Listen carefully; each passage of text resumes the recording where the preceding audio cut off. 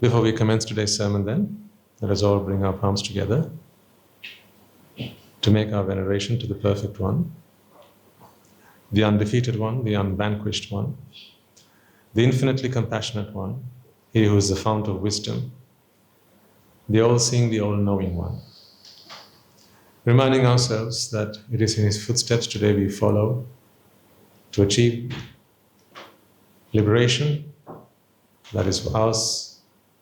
And as we do so, let's remind ourselves that this is not a mere mark of our respect towards the Buddha, but also a pledge of allegiance to the Buddha, Dhamma and the Sangha, which represent the truth, the path to our liberation, as well as the practice that we must all undertake by ourselves.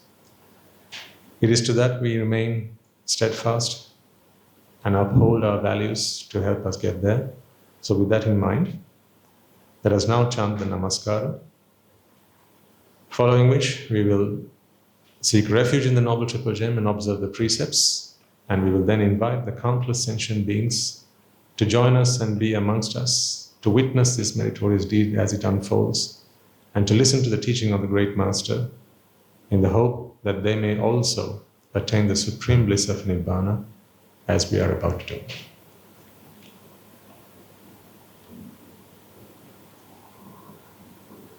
Namo tassa bhagavato arahato samma sambuddhassa.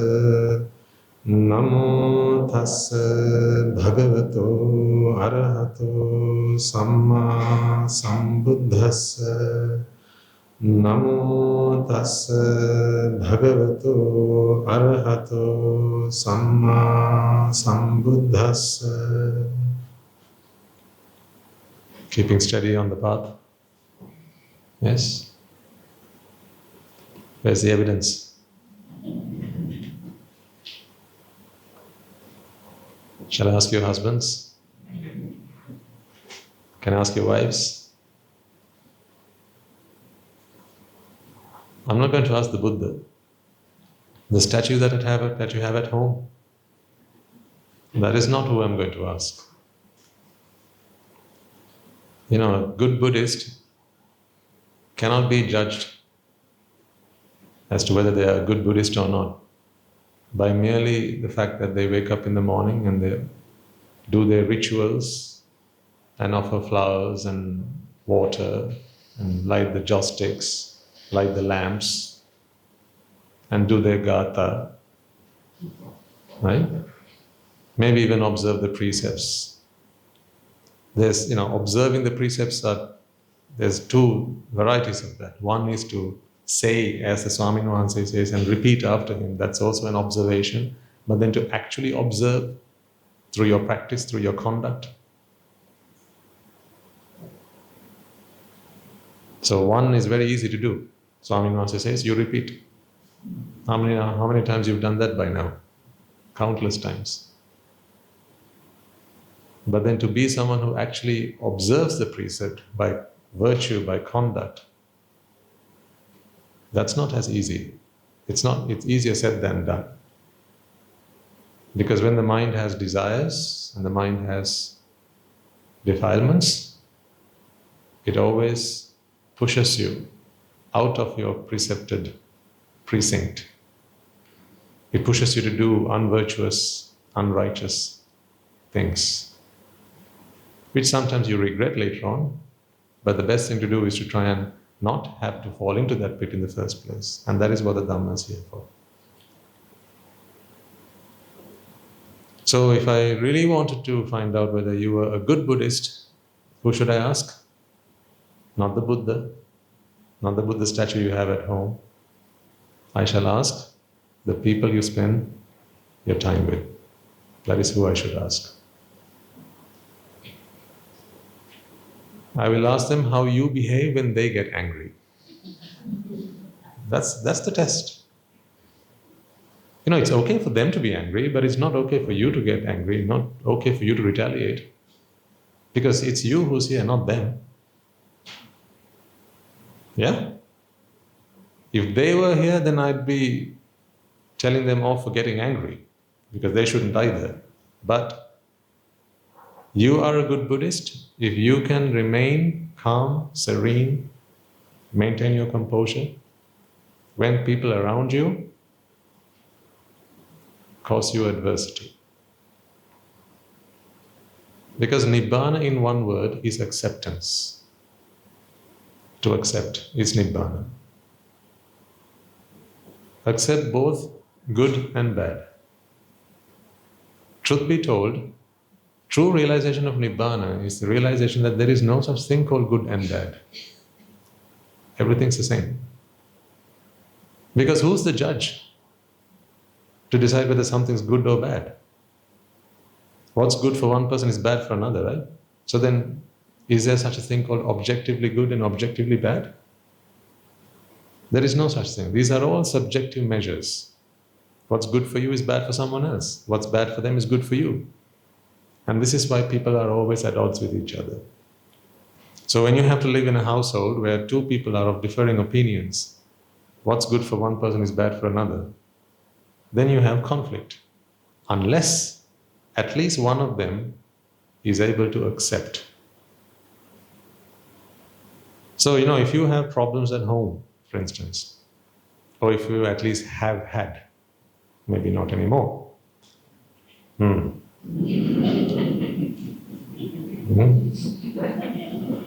Swaminas, you think too highly of us, huh? Come on, he's a poet, eh? Take some credit. So, if you have conflicts at home, who do we point our finger at? Who should we be pointing our finger at? The only place you can fix. What's the point of pointing your finger at something you can't fix? That's a fool. If it's too hot and you point at the sun and say, that's the problem. No one but a fool would do that. Don't you think? And when it's raining, if you get wet and you point at the clouds and say, they're the ones at fault. Only a fool would do that. Because you can't change that. So if something can't be changed, then your job is to accept it. Accept it and bring your mind to a state where you're okay with everything. And absolutely anything. So,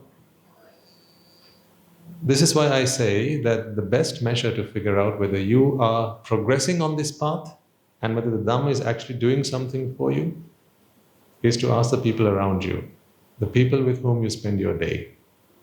Be that at home, at the workplace, your neighbors, whether they still hear the quarrels from your side of the house.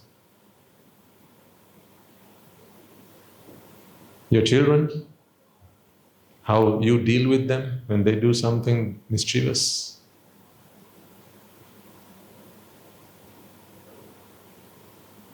Because after all, if you haven't found peace within, then you've found nothing in the Buddha's teachings.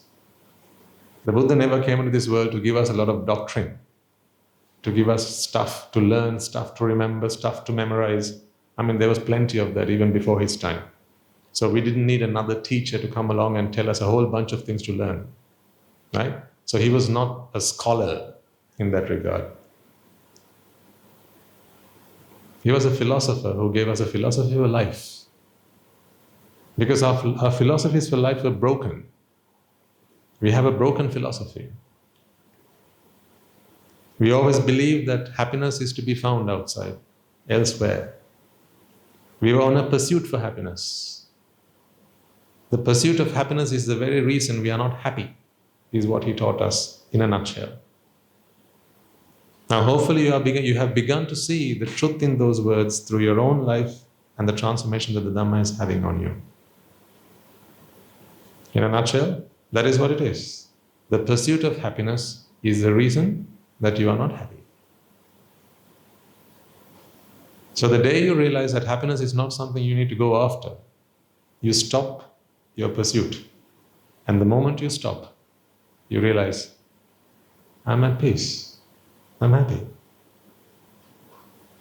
So what we are here to do is to try and achieve that state of mind. how you can stop looking for happiness. Doesn't sound very exciting, does it, that proposition? Because what are we used to? Why do you go to the theater? Why do you go to the drama? Why do you go to a concert? Why do you go to see your children perform at school? Why do you go shopping? Why do you go clubbing? No, don't go clubbing, so all right, just saying, no judges here, I'm just saying, right? Why do you go traveling? Why do you go do all sorts of adventures, canoeing, cycling, mountain climbing, all these things. We do all these things because we believe that those adventures, those enterprises, those activities would bring us happiness. You have a fridge at home, don't you? What do you have in the fridge? Give me one word for what you have in the fridge. Happiness. Yes. Your fridge is full of happiness, especially in the top shelf, right? Top drawer. This is where you stock your ice cream. And in the door you have your chocolates and your fizzy drinks, your puddings, your pies, your cakes.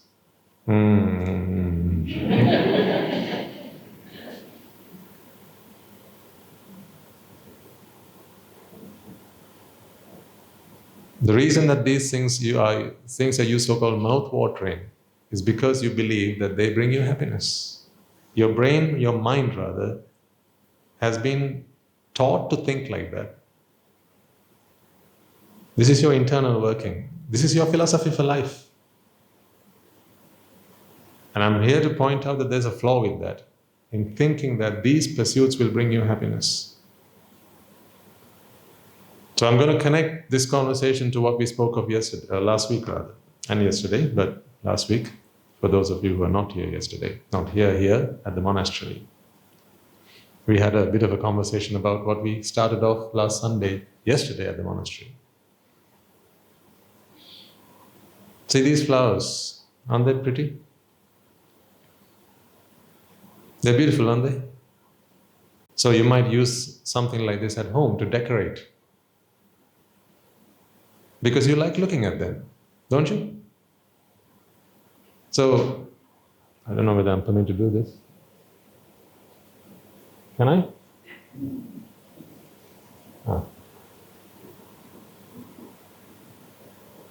This is pretty, isn't it? So when I hold this to you, where do you focus? The stem or the flower? The flower, why is that? Which is prettier? The flower is. Would you rather me hold it like this or like this? Which side is more beautiful? This side. So do you see, you're not happy with absolutely anything. There's a certain way that you prefer. So I can make you happy and I can make you unhappy. You have given me the power to do that. See?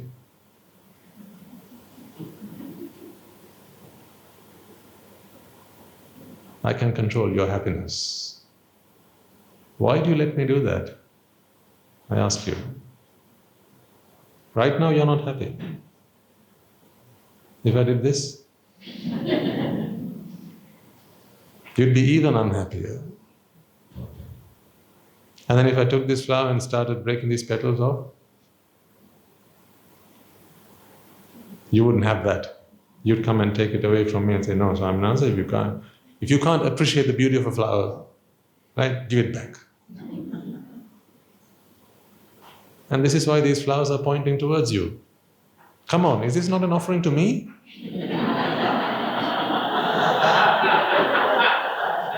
These people. What are you people like?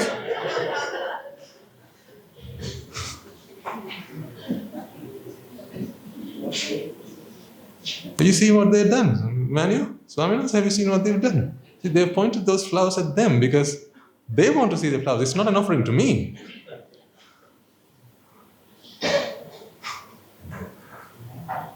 Have a think about why you've done it that way. It's okay, right? But think about why it's like that. Why is it that you have that side pointing you, the flower pointing you, and not this way? Because you don't see the beauty of this side. It's for the camera. Oh, you're too kind. Yeah, I believe that.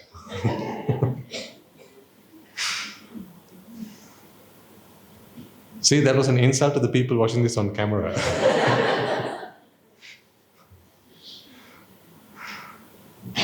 You don't see the beauty of the flower of this side.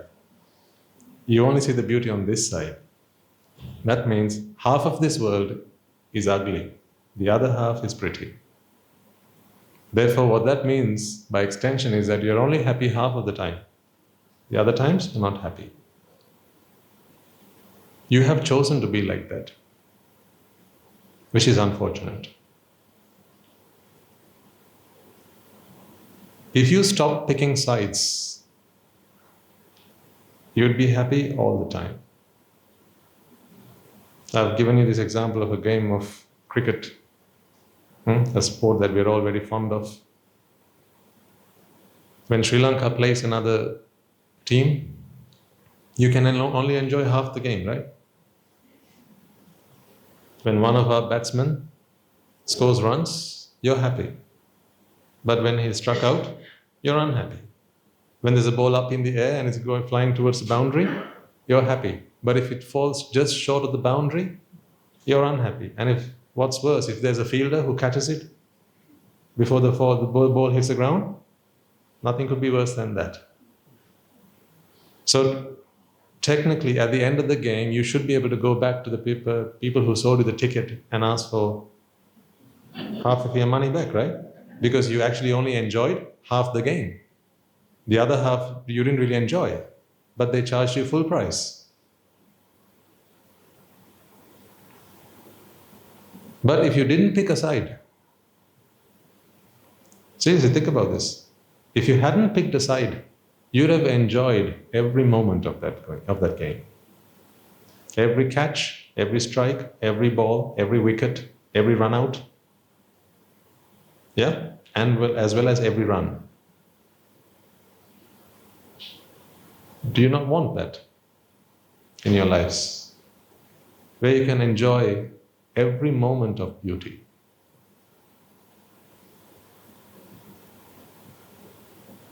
But for that, you have to think outside the realms of what you're used to thinking. You're stuck in this box. This is our narrow-minded thinking. We pick sides, we are partisan. That is why we don't get to enjoy and experience every beauty there is in this world out there. The Arahant is someone who experiences the beauty of everything. But not in the way that you believe and you understand beauty. It's in a very different way. When everything's beautiful, then there is nothing to say something's more beautiful than something else. Now, gents, when you saw or set your eyes on the person that you thought you were going to get married to, or the person with whom you fell in love, right, many years ago maybe, there was a certain way that she presented herself to you. Maybe she had her makeup on, maybe she had her hair done a certain way, maybe she was dressed very elegantly, or maybe in a way that really you found very appealing. See, it was a whole package. Every bit of it was what you found attractive. Perhaps the way she wore her hair. So actually, you liked her, but she had to come a certain way. So much so that if she changed that way, you'd not have liked it.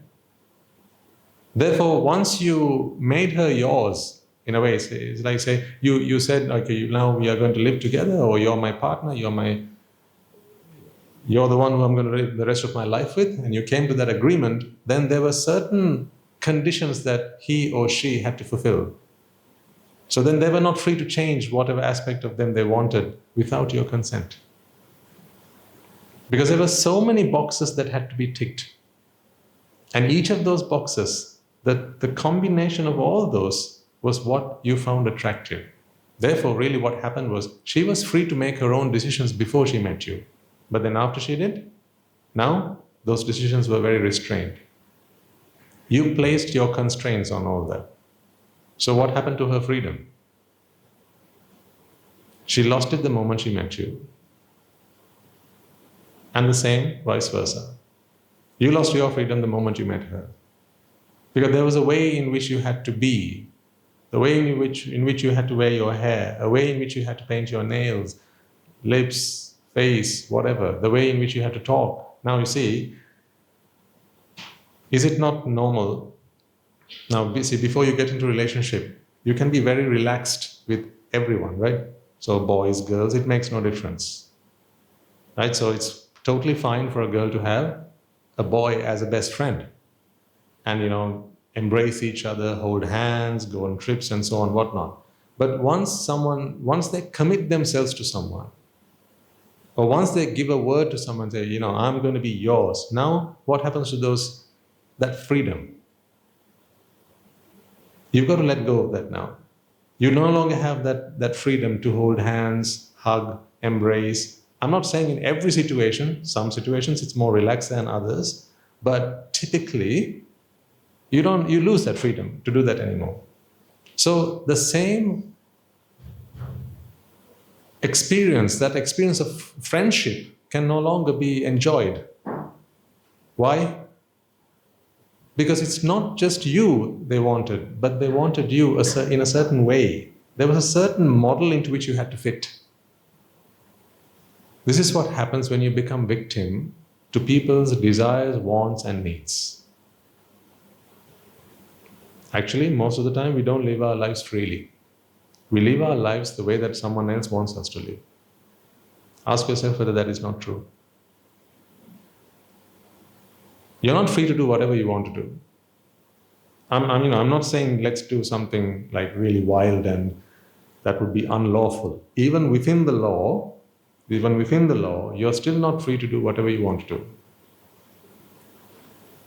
And every time you build a relationship with someone, that freedom, what happens to it, is further constrained. Just ask yourself why that is.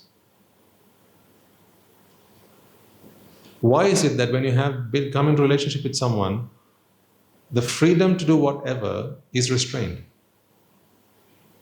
It's because you now have to fit into this box that they give you. Because if you want that relationship to work, then you have to be the way that they want you to be. It's a give and take, isn't it? So actually, it's not right to say that they like you. That sentence is not complete. Help me complete that sentence. They like you if ...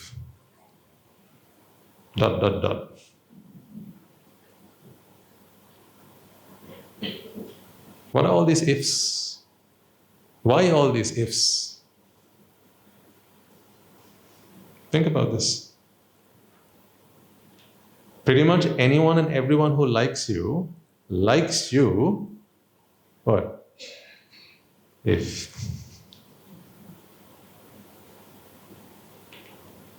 Can you deny me?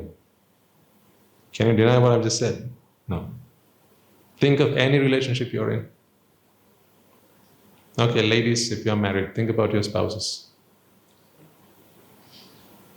Your husbands like you. I'll even go as far as saying loves you. They love you. Yes, they love you. I'm sure they do. Right? Your husbands love you, but what's the magic word? Huh? Right? All at once? If. Yes, if. Another word would be provided. Huh? conditions. There's not a single lady in the house who can stand up and say, no, Swami, no, my husband likes me, loves me, no matter what. Really? I will give you some tests then. Don't you later come back and tell me, Swami Nwanza, he left me, Swami Nwanza.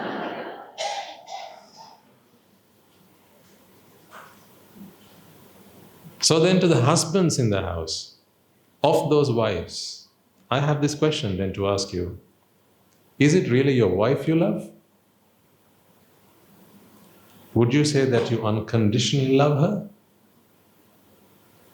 You cannot say yes to that question. You do not love her unconditionally. You love her conditionally. Your love is conditioned. Meaning, it's not just her you love. You love her with a number of different conditions. Therefore, provided she comes with all these conditions satisfied, then you're okay with that, but not otherwise. So much so that if any of these conditions change, you will be quick to point them out to her. Huh? Why?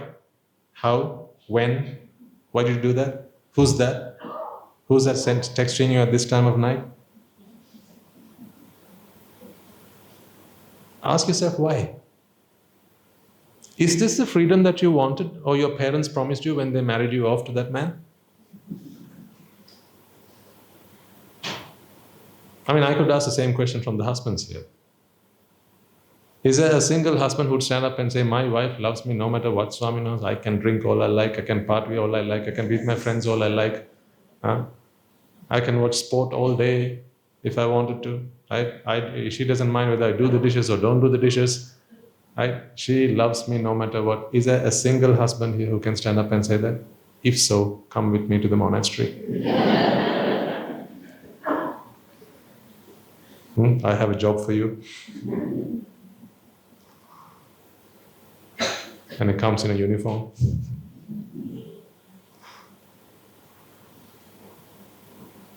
See, the answer is no.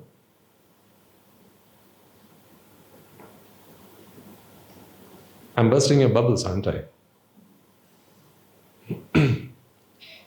But let's face the facts. Let's not be fooled. Let's face the facts. Let's face the facts that nobody loves you naked. I mean metaphorically. You know what I mean by naked? Pure you just the way you are. No one likes you like that. No one loves you naked. No one likes you naked. They only want to see you dressed up. They want to see you with your makeup on. Again, metaphorically. They only want to see you with your hair done up. They only want to see you with your lipstick, with your eyeliners, with your eyeshadows. I still remember those things. I'm surprised. I'm surprised that I can still remember those things. They only love you with your manicures and your pedicures done. Again, metaphorically I speak.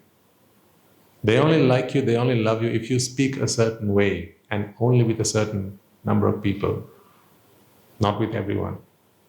There are certain words that have to be restrained to certain individuals. If you said those words with just about anybody, that relationship would not last. What I mean to say is, no one loves you naked. So who are you fooling? And why are you being fooled? Why do you think that the whole world accepts me just the way I am? Why do you think that your husband accepts you just the way you are? Why do you think that your wife accepts you just the way you are? Because I find sometimes people think that. And it's wrong. I just want you to open your eyes and accept the truth. It is wrong to think that your spouses accept you just the way you are, because they don't, ladies and gentlemen. They don't.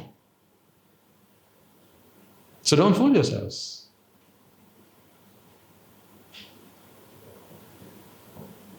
Only the Buddha accepts you just the way you are.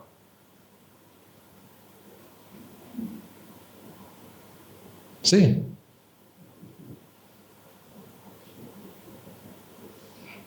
Your husband only likes to see this side of you. He doesn't like to see this side of you. So if he ever sees this side of you, he will soon enough prompt you, remind you, insist that you do yourself up so that you look like this.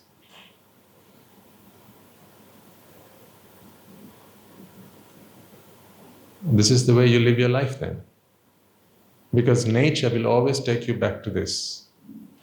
So life is an endless struggle to try and put this face in front of the world. This is what you do all your life. Try and keep this face.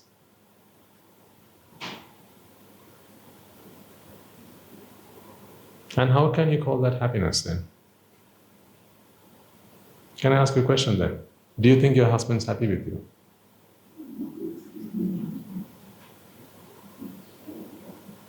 Do you think your wife is happy with you? No one's happy with anyone.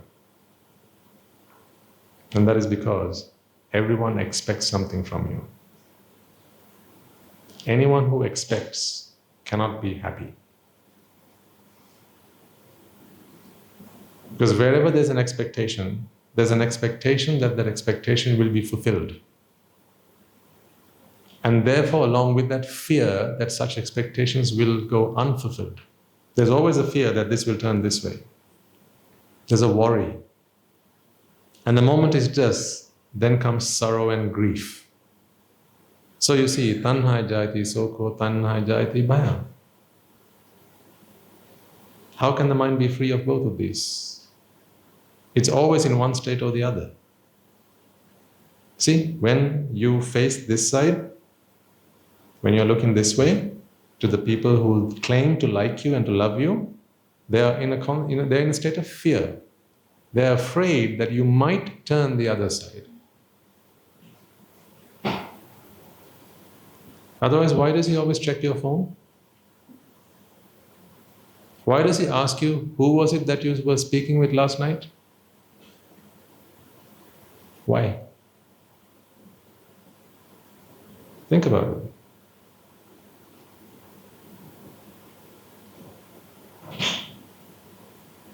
So he's not happy. And the thing is, you can't make him happy either. Because happiness is not something that you can make. What did I say just the moment I began this sermon? The pursuit of happiness is the reason people are not happy. To try and make someone happy is the last thing that you can do. Because happiness is not something that you can make. If ever you try to make happiness, you end up making unhappiness.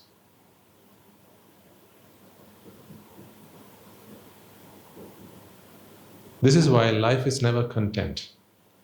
That is why you can never find contentment in life. So when you're facing this way, he or she is in fear that at some point this might turn around.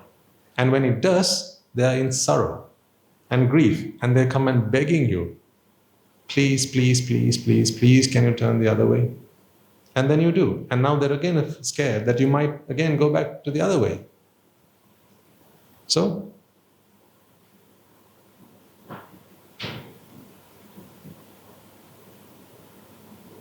how can you find happiness then? In a conditioned relationship. How can you find happiness in a conditioned entity? In a conditioned setup, how can there ever be happiness? Because happiness has to be unconditioned. Whatever is conditioned has to be sustained, maintained. You have to keep putting effort. Now let's link this conversation to where we stopped last week. So this is a segue to last week's conversation. We are here to understand how our minds work and why our minds work that way. Right? I'm not here to teach you how to change the world. I'm here to help you figure out what's going on in your world. Your world happens up here.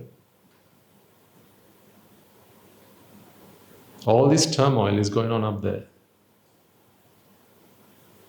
Fear, grief, anger, jealousy, greed, lust, disappointment, all these things, they torment you because they're homemade.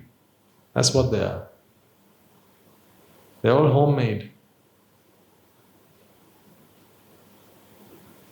You ask yourselves whether this is not true.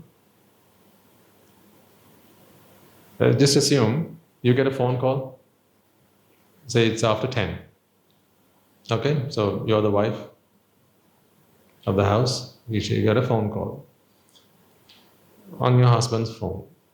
Then you think, why not? I'm only the wife, so it's okay for me to answer his phone. So you pick up the phone, and it's from a number that's not saved. Oh, let's even better. It's saved in a male's name. Okay, so it's saved in a gent's name. You answer, assuming that it must be one of his male friends. And then it's a lady. Yes, and then they speak very, they're very close friends. And say, oh, I didn't expect you to pick up at this time. Assuming that it's your husband on the phone. And you're like, excuse me, who's that? And then the voice on the other side, now it's a female, says, he asks for your husband. Is he not there? Then you say, no, I'm his wife. And the line goes dead. Are you going to tell me that you don't have now 100 questions to ask your husband when you see him? So between then and the time you see your husband, you're preparing an exam paper for him, aren't you? With the marking scheme? He must get at least 9 out of 10 to pass that paper, wasn't he? Are you going to suggest that you are going to say completely silent, peace within, and you see your husband, hey, got a call from someone, just letting you know, and you're going to continue with your life? If you can do that, then you're not a wife. I mean, really, if you can do that, what I've just said, just continue with your life and no doubts, no suspicions whatsoever, then actually you're not a wife, you're an arahant living at home. What are you doing there? Come to the Anagarika or something.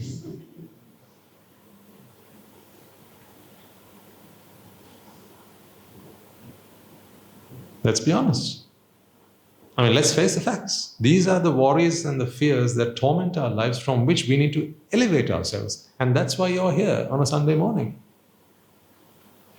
You're here for a dose of Dhamma because you know that these are problems that you have. Give yourselves a pat on the back because you accept that you have problems. And you've tried, despite every effort, you know that you can't change the people around you because they are always going to be them, right? And there will be situations, there will be circumstances, and you cannot be always in control of what goes on around you, but they always seem to take your peace away. They always seem to bother you and frustrate you, and therefore now you're looking for something solid. Some substantial solutions which can be yours forever, and then problem done. Sorted. That's why you're here. Perhaps there are individuals here who've had counseling, therapy, family counseling, relationship counseling, because you just couldn't get it to work between the two of you. You make an effort, which is good. You make an effort to try and keep the relationship together. But do you realize that at that point, at least at that point, do you not realize that it is something that has to be kept together? Meaning it's not something you can take for granted? Meaning it's conditioned? Meaning then that it cannot be happiness? That's what I mean. I've got nothing against you being married or as husbands, wives, spouses, it's not that. But my problem is actually not with any of these things. My problem is simply this: your pursuit for happiness. That philosophy is flawed. I'm here to share with you an alternative philosophy, ladies and gentlemen. Your philosophy is flawed.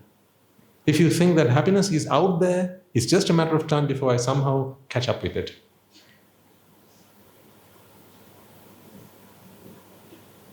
That's why half the time you do your shopping and you bring in more than what your body needs. You also bring in what your mind needs. Take stock of what you bring in back home after you go do your shopping, and check them against your shopping list. Right? 9 times out of 10, there'll be something in there that you never wanted. But when you were there, and it was staring at you in your face, it looked colorful, it looked nice, it smelled nice, at least the banner said that it does, and then you just felt like it is something that you had to purchase. So you bought it. But we're talking about food. Food is just energy packed up.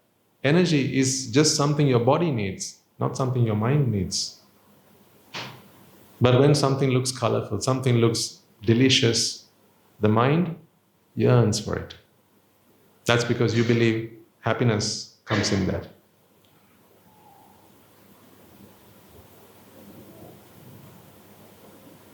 These are those moments when you lose your peace. Fortunately, in life, you go through these ups and downs. Therefore, it's not always pain and torture that you go through. And this is the only reason that life is bearable.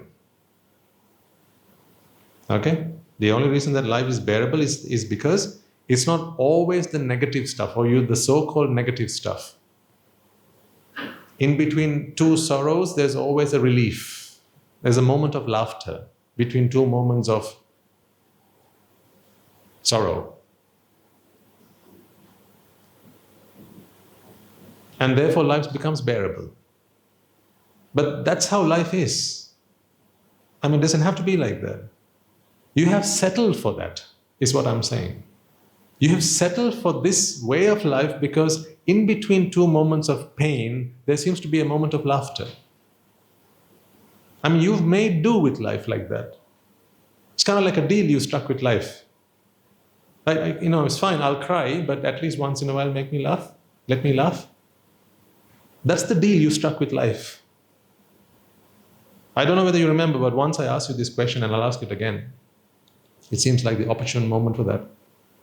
If I specify a particular date, a particular time in the future, can you promise me that at that time and on that day you will be happy? Can you give me a guarantee? I'll write the time on the board in a moment. Right? There'll be a date and a time. Can you guarantee that at that time you will be happy?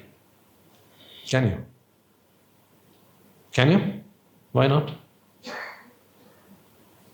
Why not?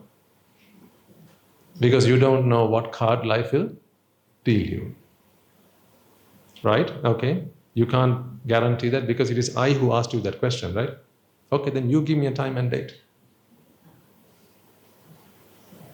It's to my time and date you can't guarantee your happiness, fine. Then you give me a date and time at which you can guarantee that you shall be happy.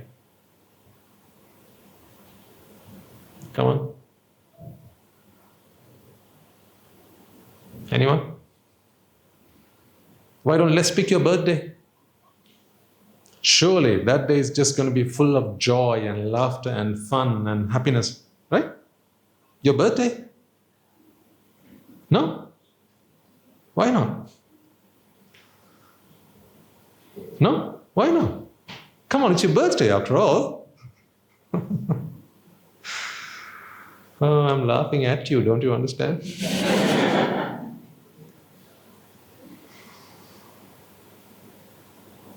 Why have you settled for this is my question.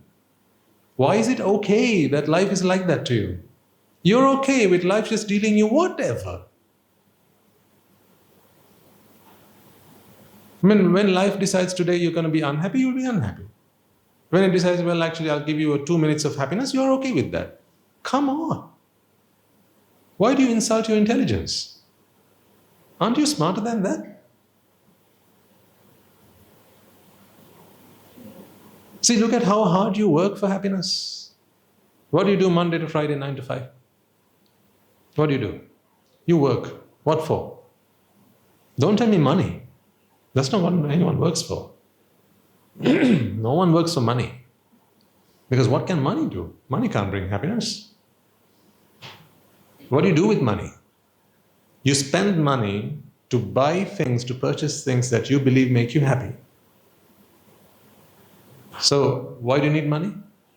To be happy. Then why do you work Monday to Friday, 9 to 5? For happiness.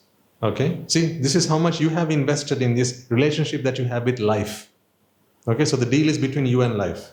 Right? Let's see whether the contract terms and conditions are favorable to you. Right? I'm just going through your contract with life. Right?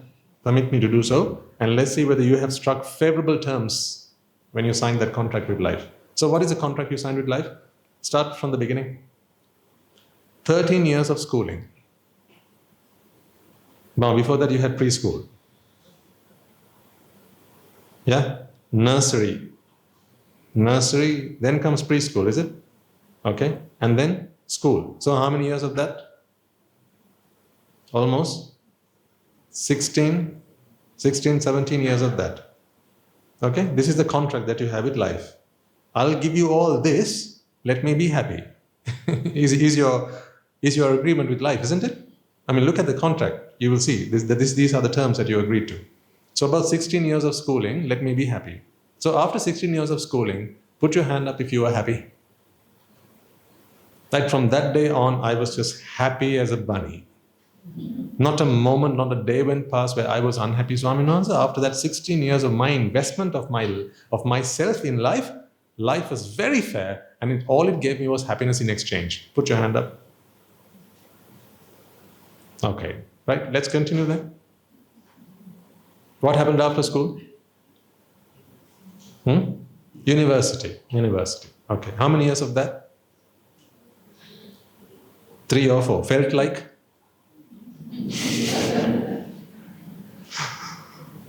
Exactly. Right? You know what that felt like. 3 or 4 years of university felt more like another 10 years of university. Right? Because of the countless hours of sleepless hours, all those headaches, all those Red Bulls, right? Trying to keep yourself up, all overnight stays, pizzas to get by the day, right? Unhealthy diets, unhealthy sleeping patterns, right? Unhealthy friends, unhealthy habits, right? All of that you took upon yourself because you struck a deal apparently with life, and life promised you, go through university and I will keep you, what? Happy. Okay, so you went through university then. And at the end of those 3 to 4 years, you got your degree. Right, then put your hand up if since then you've been happy.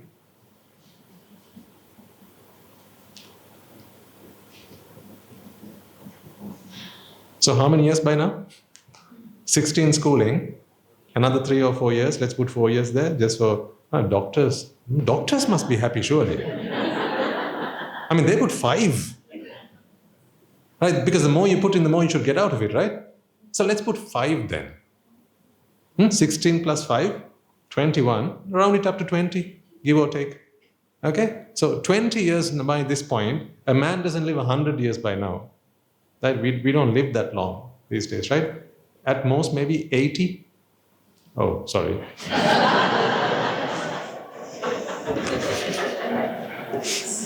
Can I take that back?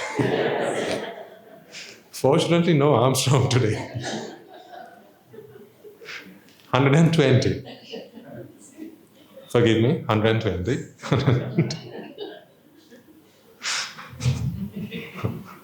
Okay, 120.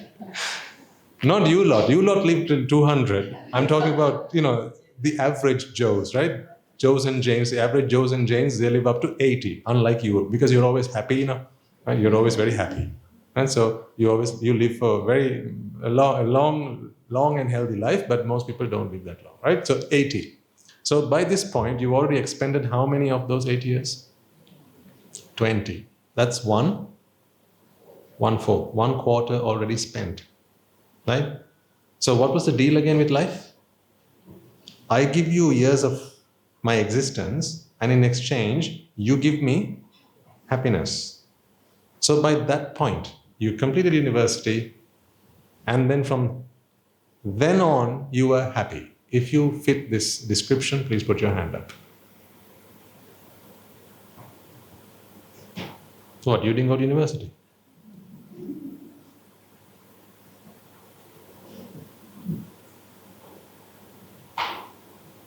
And that's because that was the first degree. You got to do your master's. It's that one. Right, then let's go postgraduate. So then comes the postgraduate diplomas, postgraduate certificates, and postgraduate degrees, right? Then you get your master's. Another how many years? 1 or 2? 1, 2, 1 or 2? Okay, 2. Let's put 2. Okay, so by this point you've expended 24 years. 24? Okay, with 21 plus 2, 23 years. Now round it up to 25. Let's work with round numbers. 25 years. So you've done your master's. If you are happy, if you have been happy since then, put your hand up. No, of course, we have to do our PhDs. That's why we are not happy yet.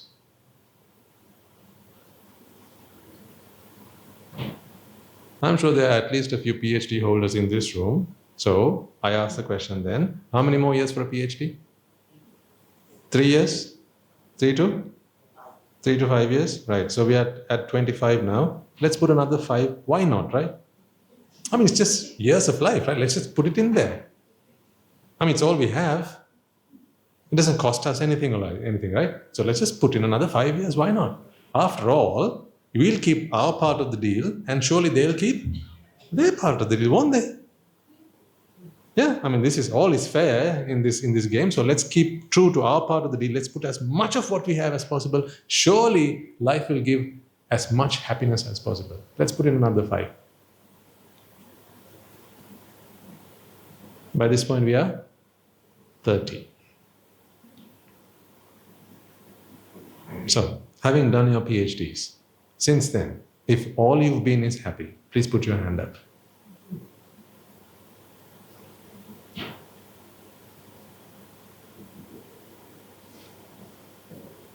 So then it seems like the academic path doesn't work. Let's try something else then. The problem is with the academic path. Yeah? So anyone here who's looking forward to doing their PhDs and their masters, right? Well, you've learned a lesson from this audience. Don't waste your breath. Don't waste your effort. Don't waste your money. Because if happiness is what you expect, at the end of that, you ain't getting any of it. I mean, come on, there's enough evidence in the room and more. If happiness is what you're after, you're not going to get that. And I cannot accept that it is anything more or less than happiness that you're after anyway. Because why do you need your PhD? So that you could be educated, you can do something for the world, yes, fair enough, and expect what in return? Not necessarily money all the time, but satisfaction. Right? Satisfaction for having done something for the world, contributed something to humanity, the advancement of technology, science, medicine, whatever you want to call it, but get what out of it in exchange? Happiness. But surely, if you've put in 25 to 30 years of your life and then invested all that energy in something and you've been given some satisfaction, it should last at least for 5 years. Excuse me. What's the return rate on this? 30 years of your life. If you can't even get a 5-year package of happiness.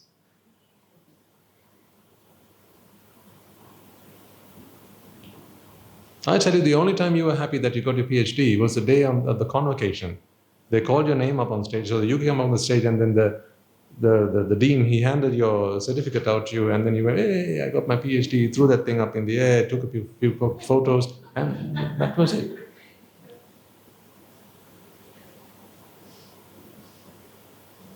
And then from time to time, when people call you up and say, doctor, you used to be called Mr. Mrs. and now you're called doctor. So that gives it, it's like a little tickle, right? But for those little tickles, you put in 30 years of your life? I mean, are you so easily satisfied? Just for a few tickles? You're happy to invest 30 years of your life? Seriously. You know what the Buddha says? He gives us a course. The Buddha gives us a course and he says, if not in 7 years, or rather he says, if not in 7 days, at the most in 7 years, if you do this mindfully, you will be happy forever. He gives us a cast iron guarantee. I'll repeat. He says, if not in 7 days, because you're not diligent in your practice, if not in 7 days, then at most in 7 years. If you are diligent in your practice and you do this mindfully and virtuously, righteously, and apply yourself properly to this path, you will be granted a happiness that is unshakable, yours to have and yours to enjoy till the end of your life.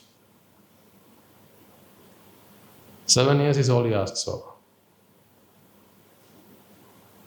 What did you invest? 30. How much happiness did you get? Not even 30 minutes worth. Just for a few tickles.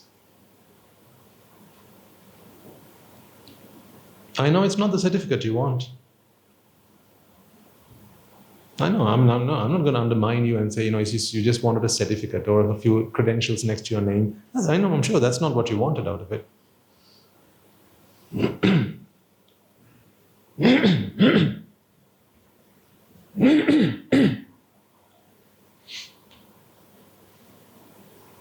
Every effort we make in life is because we want happiness out of it. No other reason. Either for ourselves because it makes us happy directly, or for others because seeing them happy makes us happy. That's why. That's what you do for your friends. That's what you do for your relations. That's what you do for your children. That's what you do for your village. That's what you do for your country. That's what you do for the world. Because seeing people happy makes you happy. So ultimately, what are we after? Our happiness.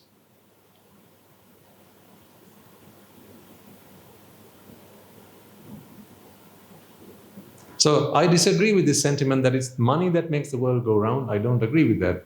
I say it's happiness that makes the world go round. People do everything because it makes them happy. Or at least they hope that it makes them happy. So by this point, 30 years of your life invested. How much happiness? So for the PhD holders in the room, I ask you a question. Now that you are very educated, you're at the pinnacle of your academic career, right? Here's my question. Give me a date and time in the future at which you can guarantee that you will be happy. Ask life and tell me. It's fine. I want a date and a time at which you can promise me that you will be happy. I mean, come on, it's just one. One date and time is all I'm asking. Don't give me 100. Just give me one. I mean, for the 30 years you put into your education, surely you can expect that out of it. No? Then what was the point? I ask you, what was the point then? Yes, we got it wrong. It's not the academic part that makes us happy. It's something else. Right, let's look at something else then. Let's spoil it for everyone, right? Could it be for survival? What matter? Could it be for survival? Yes. That you carry on not knowing the Dhamma? So the question, could it be for survival? Survival makes us happy. We like to survive. I mean, no one wants to die tomorrow. Remember the other day I asked you, if we had to make a list of who's to die next, who did you put up in the list? First it was the prisoners, right? And then came the cancer patients, right? And I was saying, how dare you? And then came the handicapped, I think. But who was last in the list? Me, yeah.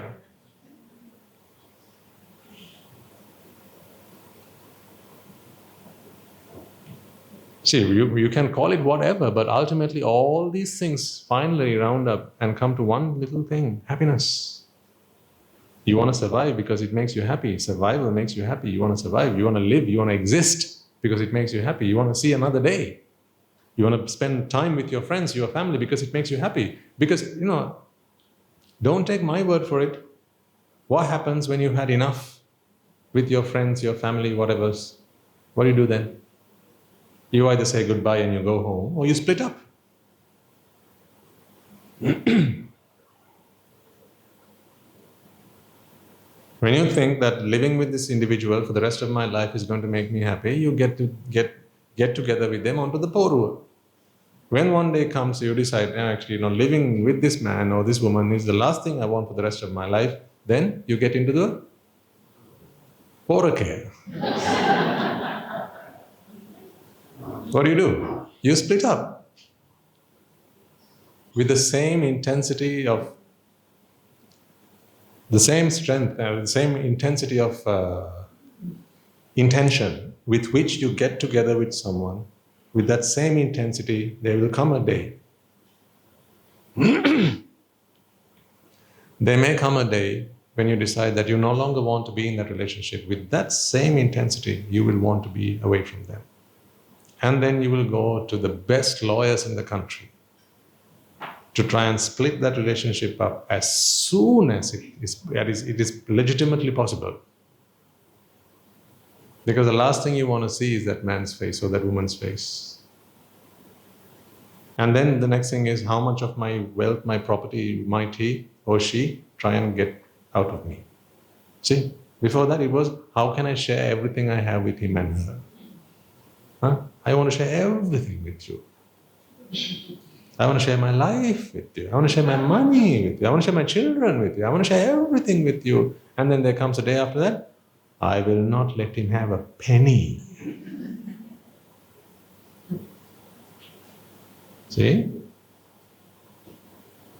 It's like people have been rebooted with no knowledge whatsoever about the state of mind they were in when they got into that relationship in the first place. Think. This is what happens when you go pursuing happiness. That is the only problem here, ladies and gentlemen, nothing else. It's not the problem. Marriage is not the problem. Divorce is not the problem either. Having kids is not the problem. Deciding not to have kids is not the problem either. Going out, staying in, partying, drinking, dancing, none of these things are the problem. The problem is when you do any of these things for the purpose of happiness, that's the problem. Eat because you need food. Eat as much as you want because you need food. Drink because you need to drink. Drink as much as you want. You don't need to moderate it. Drink as much as you want, but because you need it. But when you drink for the purpose of happiness, that's the problem. Because happiness is not something that can be found by doing something. If it were, there would be a fundamental problem with happiness, and that is, happiness would be conditioned. I don't want that kind of happiness. I don't know about you. Why would you want a happiness that always has to be fed, sustained, maintained, provided for? Don't you realize that that sort of happiness would would exhaust you? Don't you realize that? If happiness was something you had to keep striving for, working and tiring yourself out for, don't you realize that that sort of happiness would exhaust you sooner or later? Is that a deal you want to make with life? But isn't that the deal you seem to have made with life? Don't you think it's time you found a new lawyer who helped you go through the fine points of the terms and conditions, the fine print? When you came into existence, you signed this contract with life, but perhaps you didn't read the small print. All I can say is you didn't find a good lawyer. Because that lawyer never pointed out to you that you would be spending all that you have in exchange for nothing. That is the truth. So we were going to burst a few more bubbles. Let's not spoil that. Let's come back. So we've now exhausted the academic path. Let's try something else. Relationships. Right? So let's go back to our younger years. Who here remembers their first crush? Ah, good. I have a few nods. No, I'll put my hand up as well.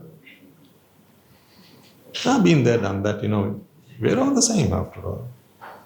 The only difference between you and I is not our experiences, it's just a different philosophy. Just a different philosophy of life, that's all. That is the only place we differ. Experience-wise, we are pretty much the same. Done many of the same things, made many of the same mistakes, right? Corrected ourselves by having many of the same teachers, but ultimately, one of us decided to take a different philosophy for life. That's why I don't take lessons from you. That's why you're here to listen to this sermon, and I'm not there to listen to that sermon. Reason being, you give me a date and a time, and I will guarantee to you that I will be happy at that time. You name your day, name your time. Just to really randomize it, why don't you give the date, you give the time? How about that? Or bring a box into which you can just drop your dates and times into it. Right? And I'll pick one at random. Okay? I'll pick one at random. Close my eyes, look away, pick one at random, and I'll tell you, I will be happy at this time, and then I will read it. How about that? How about that? So I won't check it first. I'll first announce that I will be happy, and then I check it. Check the date and time. How about that? Can you do that? Why not? Philosophy of life. Your philosophy is flawed, that's why.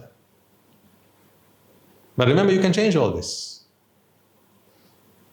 If I can, you can. I'm not a superhuman. I'm just a very average bloke. Just a very average, very ordinary human being. But I know how to make good use of my merits. So if you can learn to do the same thing, ladies and gentlemen, make good use of your merits. Because we all have merits. And no one can deny that. We all have merits. We just need to learn to make good use of our merits, that's all. So for that we need a good lawyer. We need a good teacher. So remember your first crush then. Right? When you had that crush, how old were you?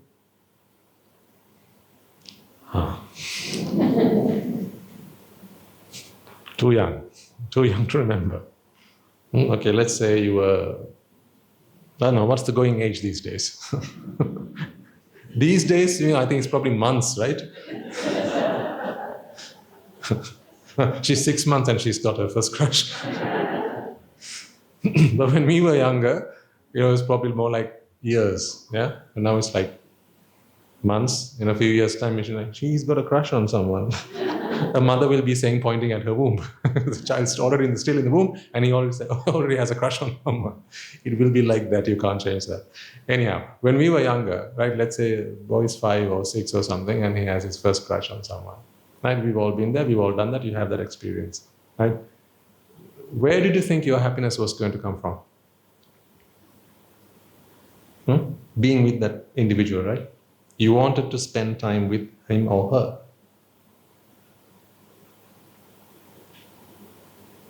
So what happened then? Maybe in some cases, you were not able to go ahead with that because circumstances changed. They moved. They packed up and they moved, so then you never got to see them again, perhaps. Maybe your family migrated and then you never met again. Some of you tried long-distance relationships. How was that for size? Worked?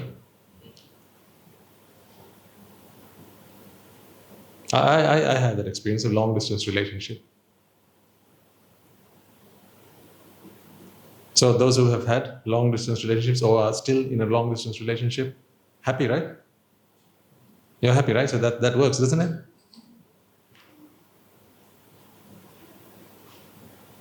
I mean, you name it. I mean, whatever it is that you have in your bag that works, right? Let's bring it forward. Let's put it on the table. Let's examine it and make sure that we find the right ingredients to cook happiness.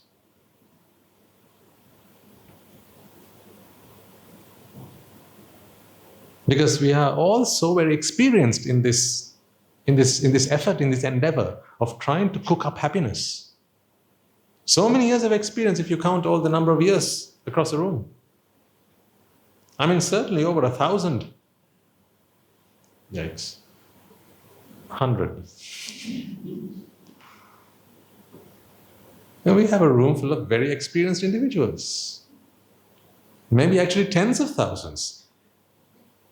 All those years of experience, let's bring the right ingredients to cook up happiness. So the crush didn't work. Then parents said, no relationships now. Now's the time to do the previous one. What was it? Study. Because if you don't focus on your studies, if you get distracted, then what did they say would happen? Let's see whether they were right. What did they say would happen? If you don't focus on your studies and get into all these relationships, right, then you would not be able to do your studies properly, and then you would not be able to get your degree, and then your master's, and then your PhD, and be happy, right? So for those of you who were obedient to their parents and therefore did not have their crushes, did not get into any of those relationships, you followed on that career, didn't you? And you got your PhD. Are you happy now?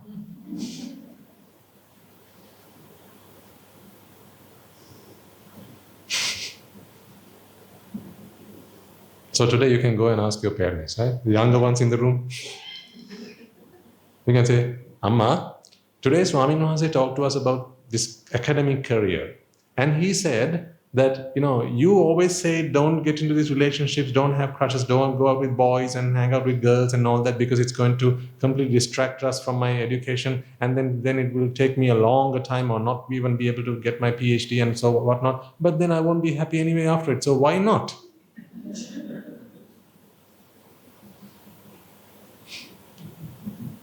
So why not have my relationships along the way? At least, I know I'm going to get into a train crash, might as well enjoy the ride.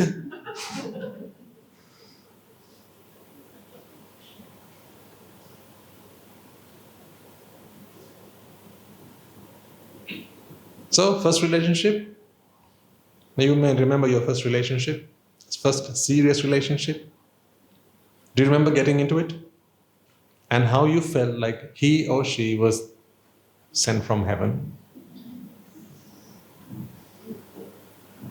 I mean, like there was an individual on this planet, there's only one of them, like one individual in this planet who was crafted by God. The divine powers that they are, right? Designed meticulously. The looks, the words, the character, right? All of that just for you, right? The way she looked at you, you were dead certain she'd never looked at anyone else like that before, right?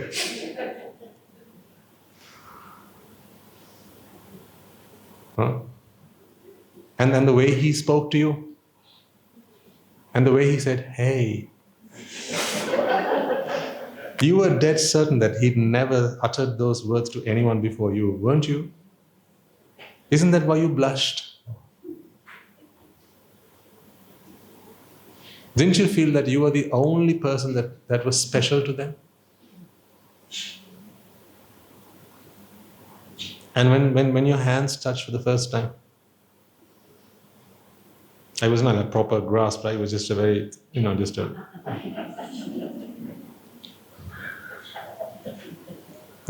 just a very random, very unplanned but planned. Just brushed like that. But remember, you remembered that experience for the rest of the week? Because it was his hand after all. It was her hand after all. No other hand made your hand feel that way? Remember, it's okay to nod because everyone's nodding, so it's fine.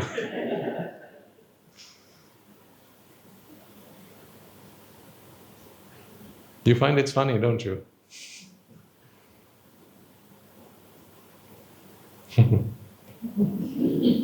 So do I. We were all there. I lived that life. I know what that felt like. Because you thought at that point, here's the person who's going to make your life complete. Your mother couldn't do it, your father couldn't do it. Your brother couldn't do it, your sister couldn't do it, because there was this one person who we are going to meet, right? It was prophesied that you would meet this person, right? You went to the, what do you call them? Astrologists, right? They looked at your horoscope and they said, at this age, you are going to meet this person and they will change your life forever. And they did, didn't they?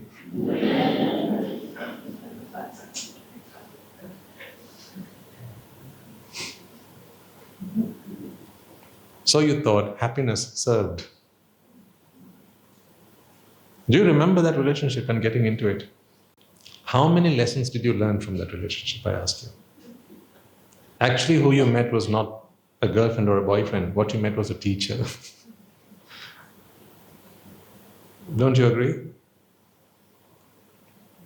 Wasn't who you met a teacher? Wasn't that a teacher after all? How many lessons did they teach you on how not to? Yes or no?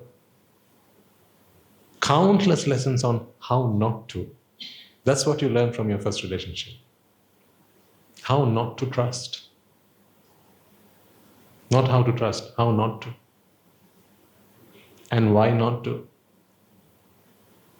How not to and why not to give your everything, because you will lose it all in ways that you may never be able to earn back.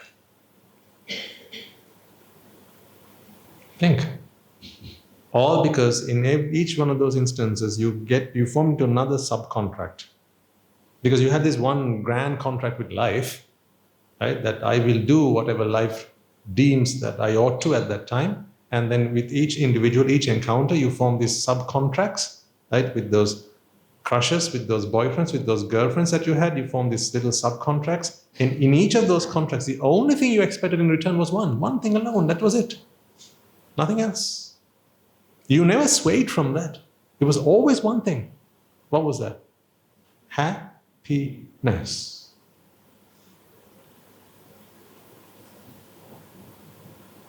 Why didn't you stop to think that they were looking for it from you?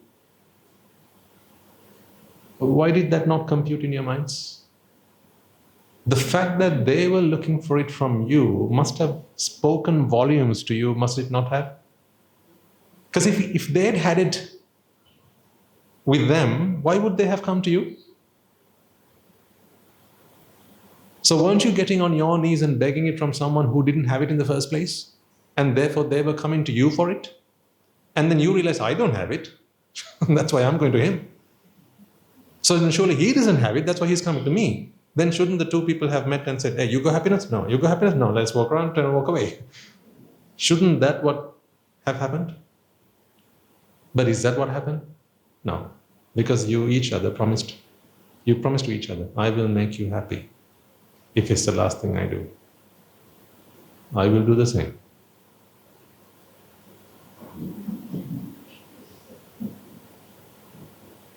So then, those who got into that relationship, and then those who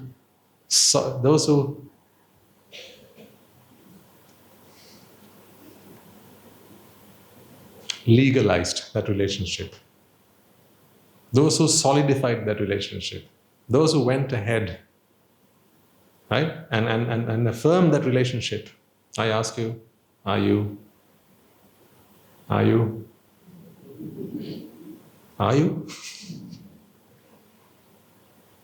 happy now?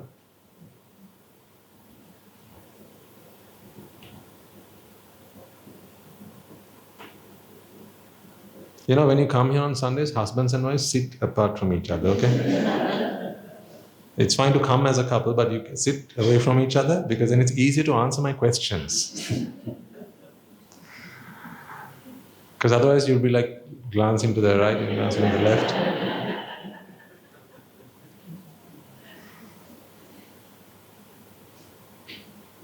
I can imagine, like, they will be sitting together, holding hands at the start of the sermon, but towards the end of the sermon, they're like this. I can just imagine what it must be like. As Swami slowly teaches those lessons that you should have learned, but you didn't.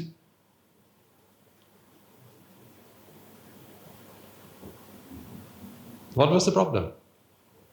It was not getting into the relationship. That wasn't the problem. It was not getting married. That wasn't the problem either. It was not finding a house together, deciding to live together, look after each other's needs and wants. That was not the problem. What was the problem? Expecting to find happiness out of it. That was the problem. See, by that point, countless times before that, you'd already tried it and you'd failed. But here's the thing with life. There are some lessons you never learn. Therefore, you keep on making the same mistakes time and time and time and time again. Some mistakes, you repeat the very mistake that you made once.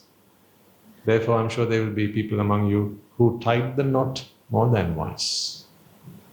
Maybe even twice, maybe 3 times. Maybe you're waiting for the 4th.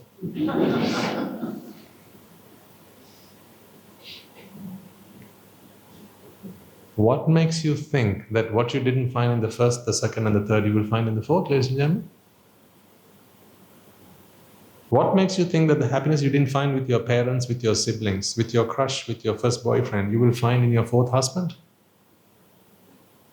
What makes you think that 30 years of your life in academia and trying to get to the pinnacle of that, you will find in another 30 years of existence or living together with your spouse? What makes you think that? Once again, I repeat, and I want to emphasize this point because I don't want you to walk away or walk out of this room with the wrong idea. It's not that I have a problem with these social constructs. Let them be. Right? Let people live together, let people try and keep address people's needs and wants and all that. Let the world function as it does. I have no problem with that. My only problem is with this. You have the wrong philosophy when it comes to happiness. You expect happiness to come to you from the outside because you believe that happiness can be made. That it can be cooked up somewhere in the laboratory of life somewhere. It can be cooked up in a relationship. It can be cooked up at work. It can be cooked up at university. That's what you think, and that's what's wrong.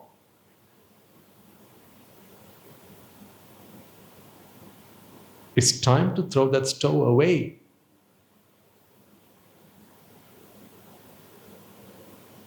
Because there is no such thing called happiness. Happiness is not something that you can make. And if it were, that would be a pretty bad deal. Because you'd always have to keep making it. Nothing in this world is ever made. Nothing is done. Nothing's finished.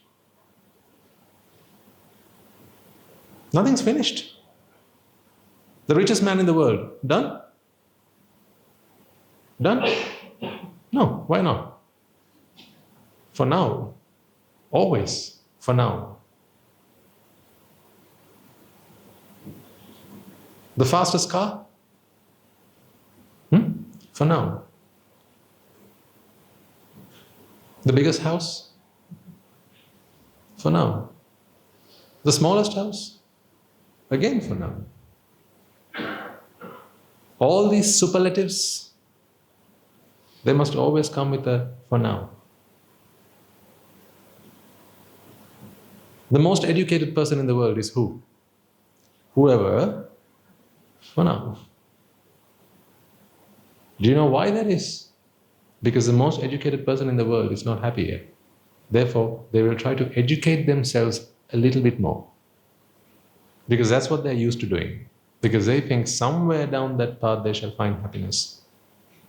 That's why the richest man in the world is still busy trying to make more money.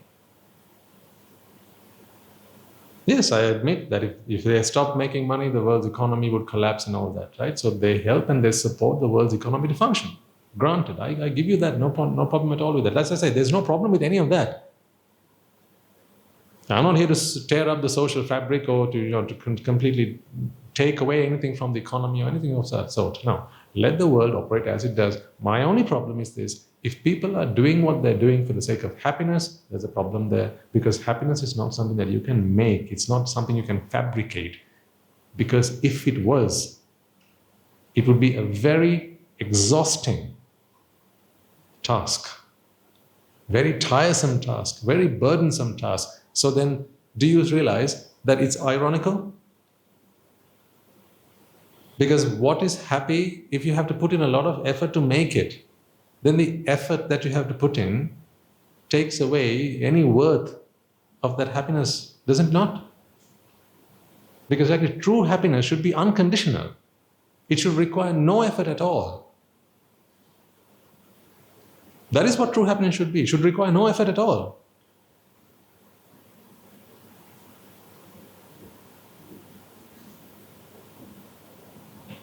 You have to discover that happiness.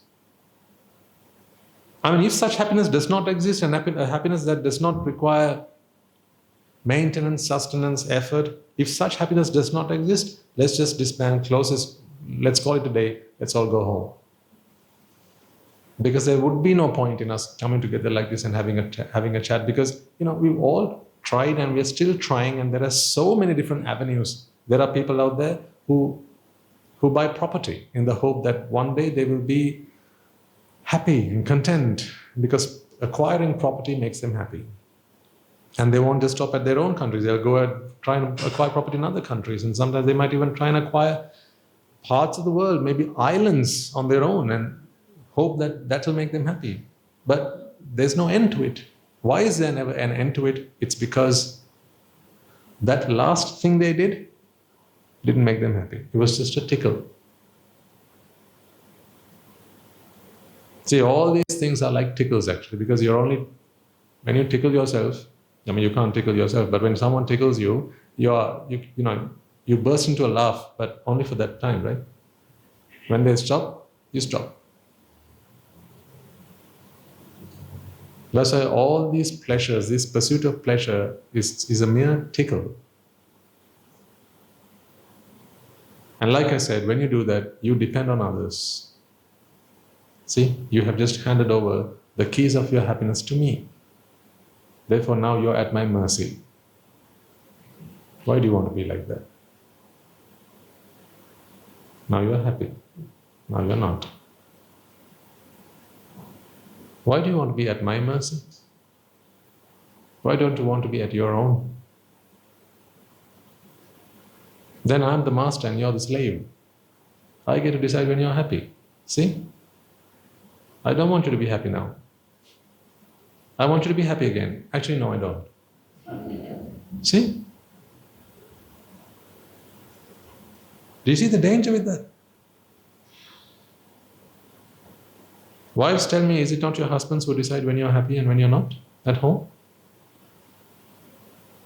You might say no, but let's be honest, isn't that the truth? Haven't you handed over your keys of happiness to them? And sometimes they say things and it completely ruins your mood. And you're broken and you're broken to pieces. And sometimes for a few days, maybe even for a couple of weeks. And then sometimes they'll try and put you back together again, but it doesn't work. Why? Because you've handed over the keys of your happiness to someone else. Because you think happiness comes from the outside. That's why you do that. Because you think happiness is something that can be made, can be fabricated, can be cooked. It's not like going to a restaurant and ordering your food and the chef brings it to you and you can eat it. Happiness is not like that.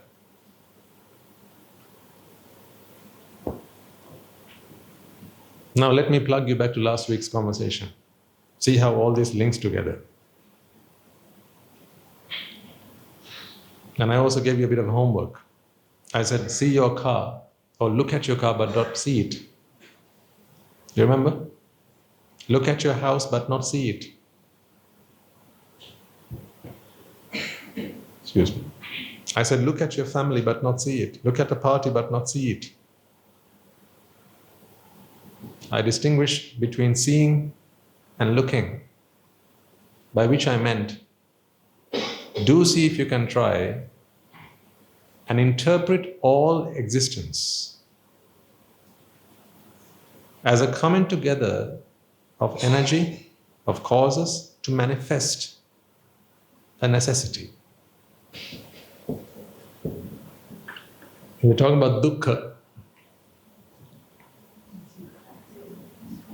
Can't see? Must be the pen. I'll try another one. This might be better actually.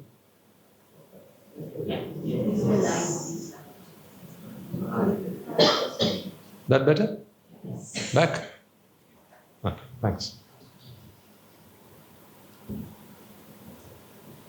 Dukkha. So the first thing I wanted to get across to you last week was that it would be inappropriate and it would undermine the profoundness of this discovery by the Buddha if we simply said that dukkha was this. When you are sad, unhappy.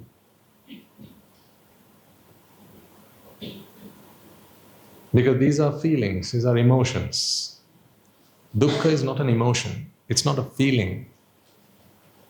It's not the feeling of disappointment or frustration or anger or sorrow or grief or so on. Actually, this is not something that you can feel, it's only something you can perceive through insight, wisdom. This is a discovery of an individual who spent countless eons trying to figure out what was happening in the universe, what the universe actually is. And therefore he summed it up in one word. The universe is dukkha.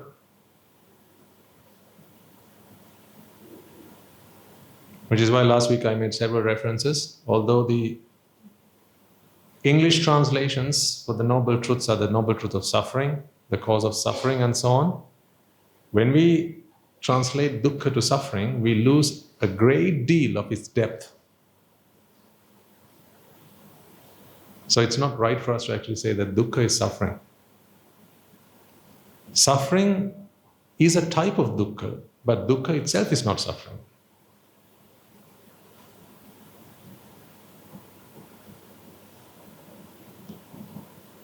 Therefore, to say that the Four Noble Truths are the Four Noble Truths of suffering is to undermine the meaning of this word and the profoundness of the discovery that the Buddha made and shared with the rest of the world.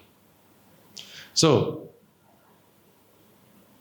what we discussed last week, a quick refresher, is that this conveys to us cause and effect. This word has in it an expression of cause and effect. This is in fact an expression of cause and effect, just like you have a mathematical formula for something. This is a formula that explains everything that is there out there, existence. What I explained to you was ka was body, kaya or body, and du was deficiency.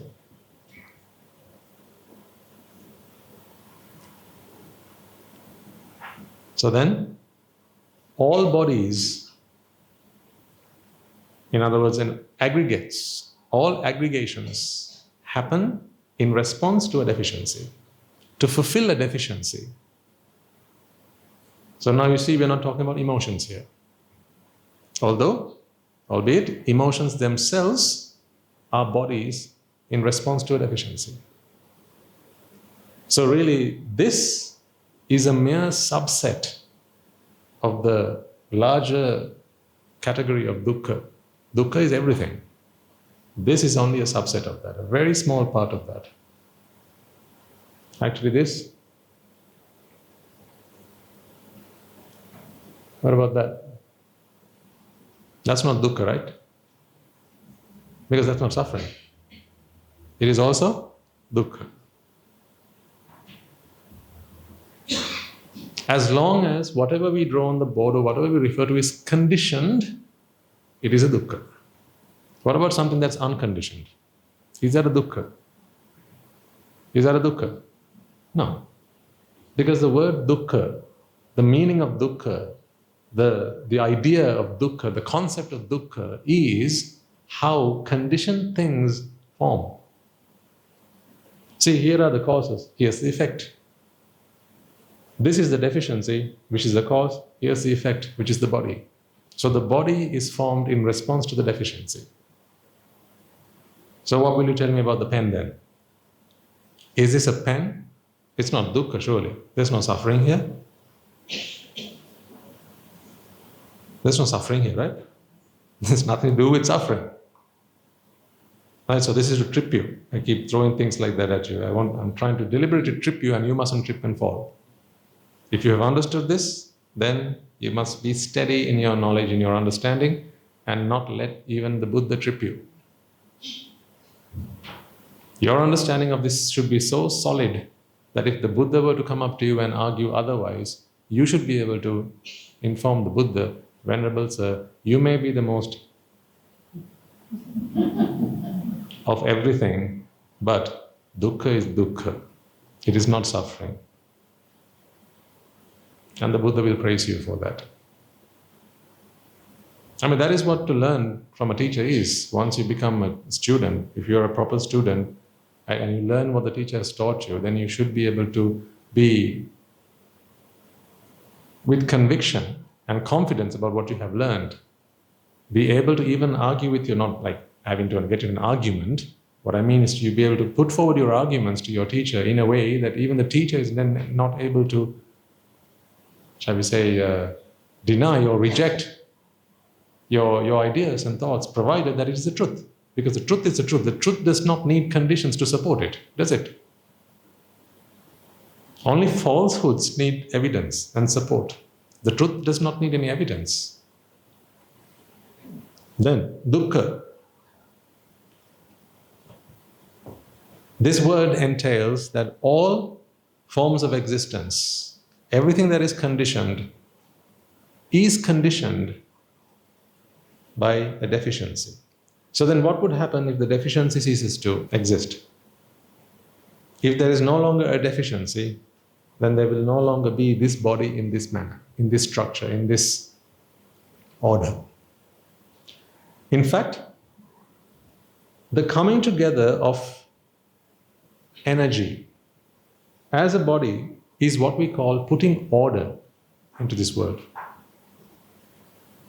So when chaos goes to order, this is what happens. When chaos goes to order, what happens is, before chaos goes to order, there must be a deficiency. So a deficiency will drive chaos to order. Meaning that order is only sustained by this deficiency. Is this making sense to you, ladies and gentlemen? Yeah? If it's not, just put your hand up. Okay. Let's go through that again. Dukkha is not about suffering. Are we clear on that? It's not about being sad and angry or disappointed, or when your mother passes away, your grievances. It's not about that, because even animals experience those emotions. So it would not be right to say that the Buddha's purpose of coming to this world is to teach us about suffering, because everyone knows suffering. There's nothing to teach about it. We all suffer. But what we don't know is why we suffer. And what is the fundamental basis of suffering. So the Buddha's purpose was that. Not to teach us suffering, but to teach us about and why and what suffering is after all. Okay? So then when we try to look at, when we observe and understand this word dukkha, which is what the Buddha gave us, this is his gift to mankind and to all sentient beings, I want you to understand this as a description of the phenomenon that all things exist because energy that is by default in chaos. What do I mean by chaos? Where there's no order. So you see now, right now, you're all sat in these rows, in columns, and right, we are sat here because there's a sermon here. So at the end of the sermon, what happens? Chaos. Bad example. But there's nothing wrong with that. Right? Chaos is fine. But actually, that is still an order. It may not be the organizer's order. It's your order, though. See, you are where you want to be, isn't it? At the end of this sermon, you stand up, you do your worship in the Swami Nahasa, you offer your pirikara and all that, and after that, you're just all over the place. To anyone observing that, they'll say you're all over the place. But to you, you're not all over the place. Yeah, you are in agreement and in adherence to your order. You are where you want to be. So who's to say that that is chaos? Do you see then, at the end of this talk, wherever you might be at any given time, that place is determined by your deficiency. Meaning, it's where you want to be. Because deficiencies are a lead on from necessities.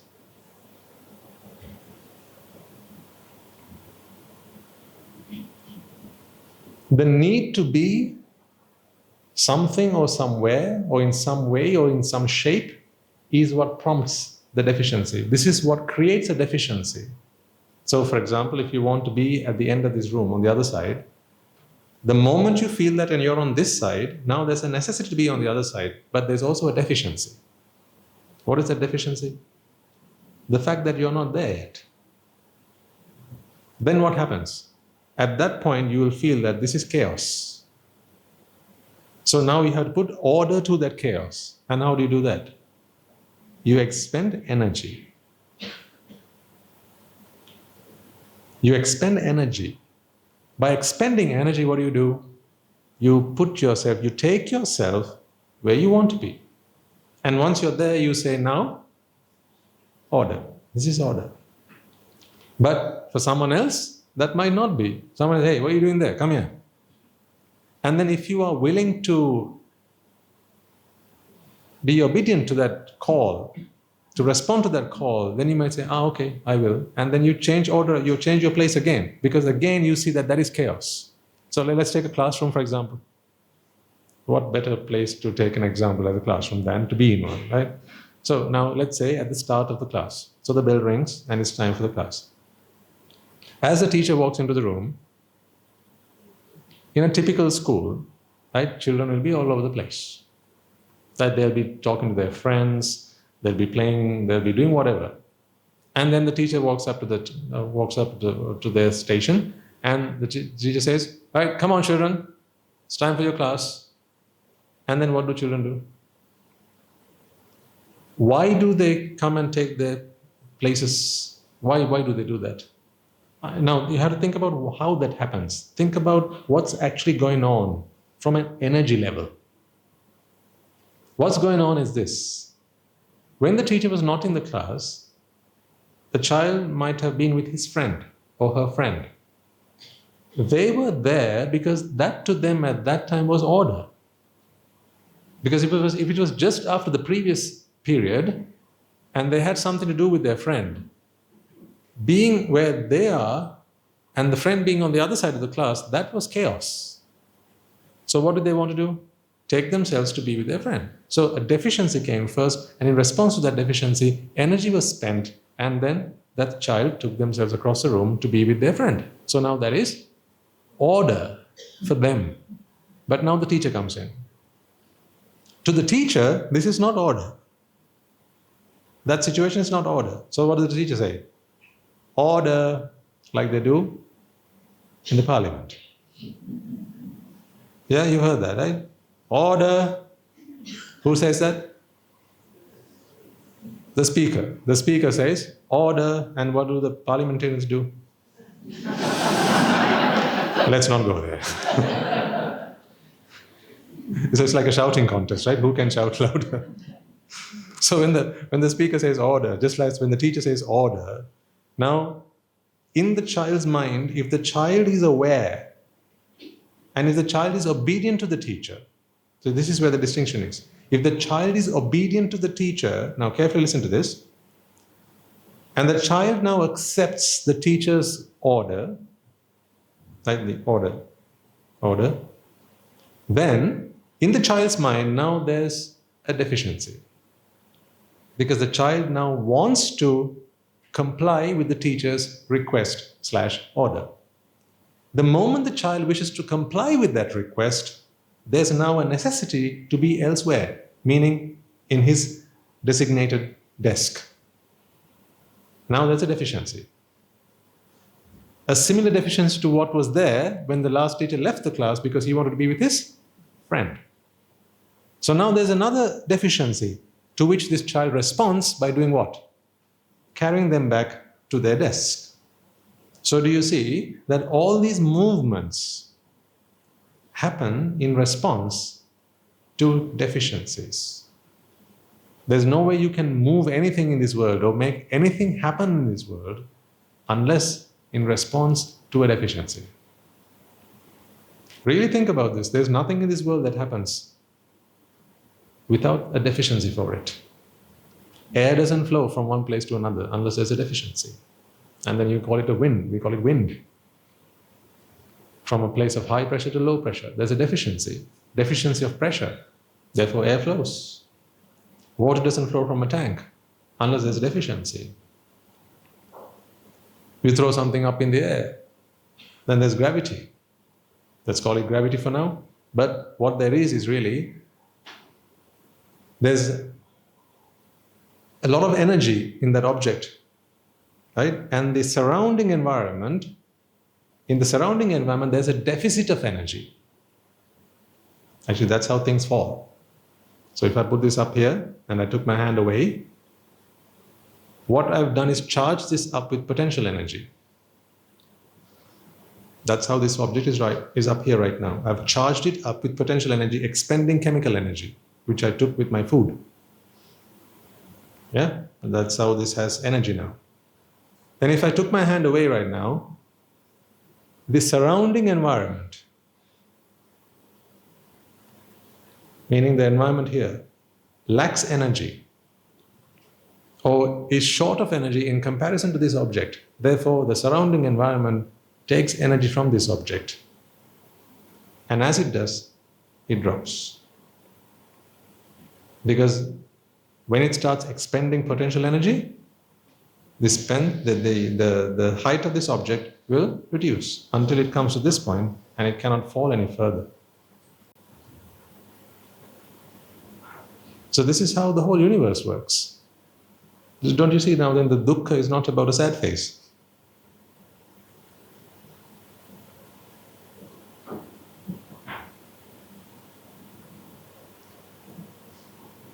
I don't deny that dukkha can also be explained through dukkha, but it is not one and all. It's not one and the same. This is only a subset of dukkha, but then the happy face is also a subset of dukkha. This object is an experience of dukkha. This object dropping from above is also dukkha. Anything that is conditioned is dukkha. Anything that is unconditioned is not dukkha. That's why you call it sukha. Nibbāna, paramam, sukha. They don't say Nibbāna, paramam, dukkha.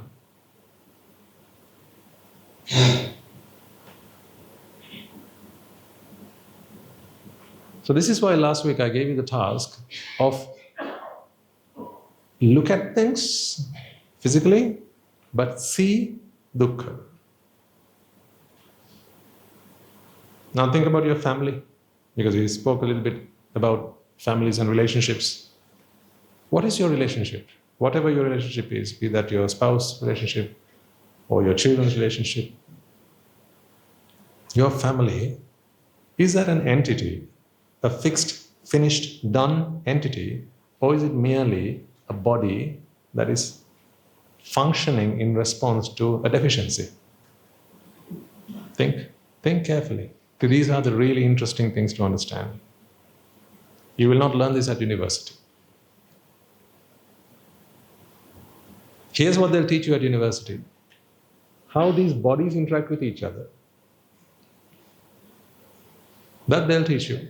They'll teach you how bodies interact with each other, and they call it physics, chemistry, biology, natural sciences, and then whatever extensions from that, they call it human sciences and so on. But they are incapable of taking it back to deficiencies and then to necessities. Because then we start talking about the mind, because the mind is the creator of all things. See, I can prove the point to you. Necessities only arise in minds. Because tanha, attachment, can only arise in a mind. Because tanha is driven by ignorance. There is nothing in this room that is ignorant besides your minds. These lights, they're not ignorant. The ceiling is not ignorant. The roof isn't ignorant. These plants, they're not ignorant. These pots, pans, whatever, these things, they're cups, saucers, they're not ignorant. Your clothes are not ignorant. Your muscles are not ignorant. Your bones aren't ignorant. If there's ever anything ignorant about you, it can only be the mind. Therefore, it's only in the mind attachment can arise. An attachment is just another way of saying a necessity. Therefore, only where there's a necessity can a deficiency arise. Every deficiency is a product of necessity. So then I gave you the example before. You put water into a tank and you open it, and then the water flows from a place of high pressure to low pressure. So one might ask, where's the mind there? What's the mind doing there? Because there's no mind there to do any of that. Yes, agreed. But let's not forget that the world and everything in it, and the way the world works, all this physics and chemistry and all that stuff as to how the world works was a product of the mind. That's why you can observe these various deficiencies in the world, because what created it, what produced it, was an instrument that goes through this necessity deficiency experience. Now it's getting very philosophical now.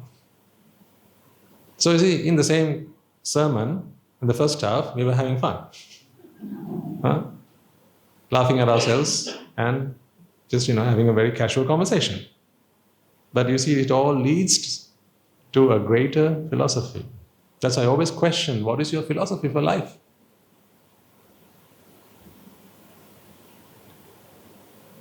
These are the takeaways. The first half was to start opening your minds, your brains, to start thinking about, hey, is there a problem? Swaminathan is going to give us a talk, but is there really a problem? There's no point prescribing drugs, medicines, if you don't know that you have an ailment.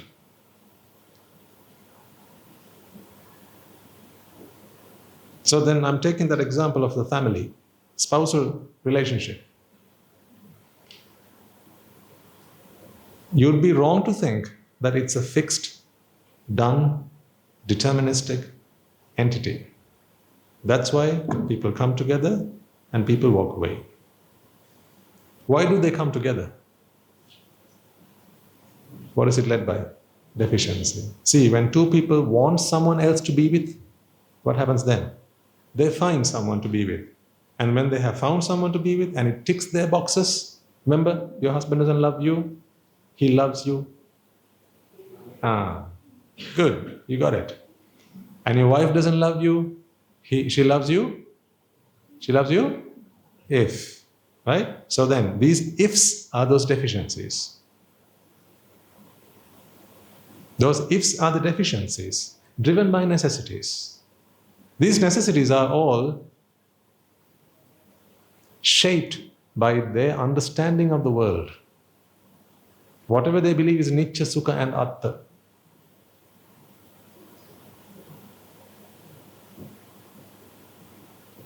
So for this conversation, I'm going to have to assume that you understand what Nitya, Sukha and Atta are. We don't have time to get into the depths of that today. That maybe next week we can build up on that. So it's kind of like 3 sermons building up one on the top of the other. But who knows, I always promise you one and deliver something else, right? You know what I'm like. Because I simply respond to deficiencies. Yeah,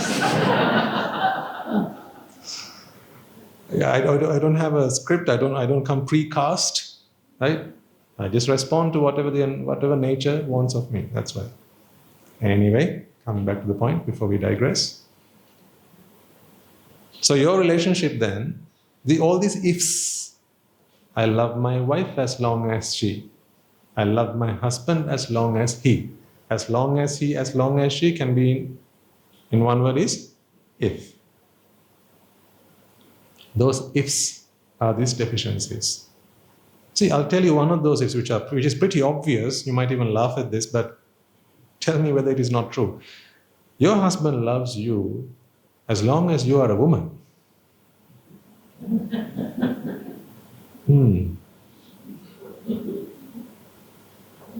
Do you see the depth of that point that I just said? So really, your husband doesn't love you. Whoever you are inside, that's not that's not what he loves. You have to be a woman for him to love you. Why does it matter whether you're a man or woman? If he loves you, then why does it matter whether you're a man or woman? No.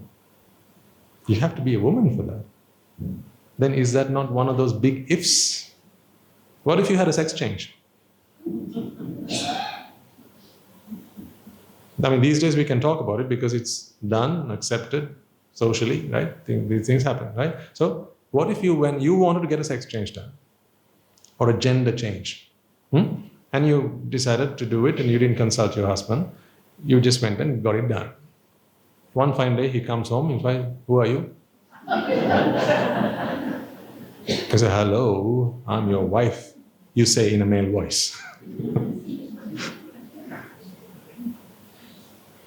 And he says, you my wife? You're not my wife. I am. I've just gone through a gender change. What's the problem? He said, what's the problem? I married a woman. Now he starts throwing out all those conditions. So don't accept it when someone tells you, I love you. It's not you they love. Don't take that. They love you if you are a woman. Your wife loves you if you are a man. So you have to do manly things. You have to behave like a man. If you start behaving in a very effeminate way, maybe your wife might not like that.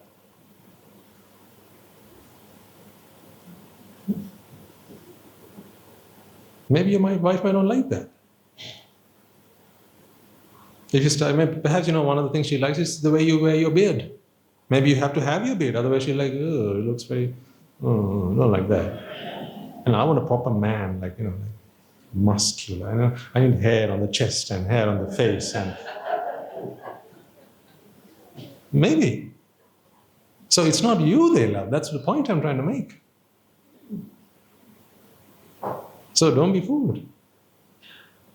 What if you decide one day to start growing your hair? Maybe your wife might not like that. And have one of those things called braids, right? Braids? Yeah? So what if you decide to have braids?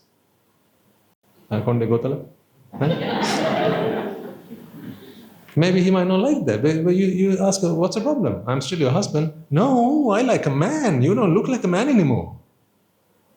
So it's not you they love then. Deficiencies. Because that's what they went and found from the marketplace. The marketplace of potential suitors. That's who they found. A kaya, a body. Both mind and physical body. That would satisfy their deficiencies. Do you see how we are all driven by the same principles? The same fundamental principle of dukkha? That's why I said, look at your husband, don't see your husband. Look at your wife, but don't see one. See deficiency, sufficiency, necessity. Necessity drives deficiencies. Deficiencies, sufficiencies respond to those deficiencies. It will keep on responding until it's sufficient. At that point, you'll draw a line and say, yeah, enough. It's like when you're at the salon. They keep cutting your hair, doing your thing up, and then they say, enough. They hold the mirror. Once you've done your hair, right? They hold the mirror. The barber, they hold the mirror and say, enough, check, yeah, good, enough. Somebody say, no, can I have a bit more trimmed on this side? And a bit more on that side. So at what point do you say enough? When it meets your deficiency level, that's when you say it's sufficient. You don't want to go over, because the moment you go over, now to remove that, whatever is over, that extra, that becomes a deficiency. Then that becomes a new deficiency. So extra is no good, because that becomes a new deficiency.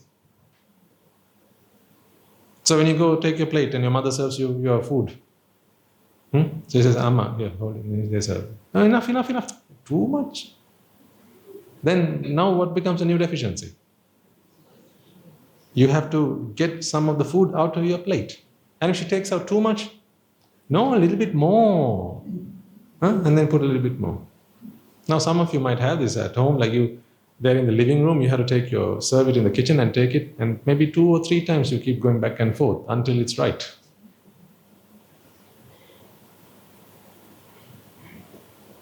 That's why I say, study everything that you see through this lens.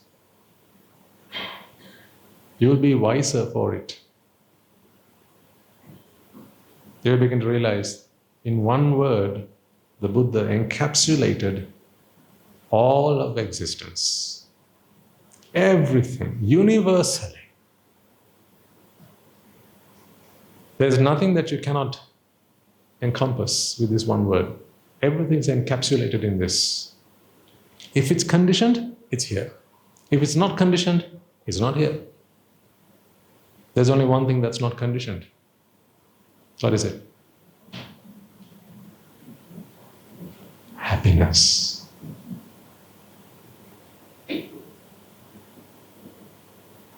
Say what? I know it's what you're thinking right now.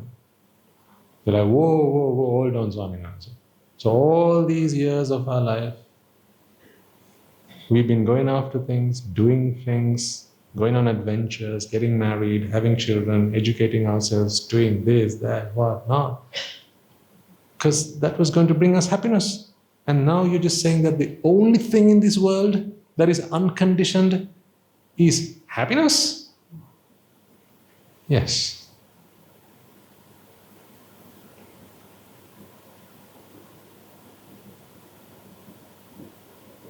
So, is this not a 180-degree turn from the path you took in life?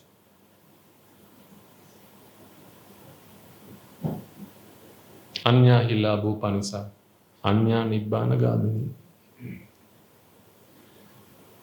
The path to gain, the path to material possession is one. The path to happiness is another.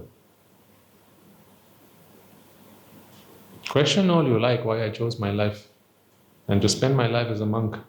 This is not a life spent as a monk, although you call it that. Now underneath this robe, ladies and gentlemen, is merely a mind that is learning how to do nothing for the sake of happiness. That is who this is. You can call it a monk if you want. Because you see him in a robe, you say, he's a Swamin, that's a monk. Monks are looking for happiness. No, monks are not looking for happiness. They are trying to stop looking for happiness. Because we are so used to look for happiness. But see, to look for happiness is to do this. Look for happiness. Bring those bodies together. Aggregate things. But they are always in response to a deficiency. How can you fix here when this is broken? What good is to fix this, to bring stuff here, when the fundamental, at the base, it's broken? The foundation is broken. It's a deficiency, for heaven's sake. And a deficiency is driven by necessity. You cannot fix that. So for as long as there's a necessity, there will always be deficiencies, and then forever you will always have to keep bringing this stuff. Aggregation, panchaskandha, always aggregate. You got to keep on doing this. Therefore, this is what we call existence.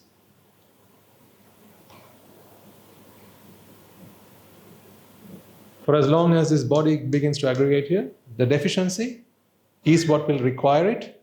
But remember, this is order, but the universe's natural order is chaos. Yeah? So do you see the two forces pulling, who are at odds with each other? There's your deficiency pulling it in that direction, and then the universe pulling in the opposite direction. Who's going to win? Because the universe will always outlive you. You want this flower to be like this, fully blossomed.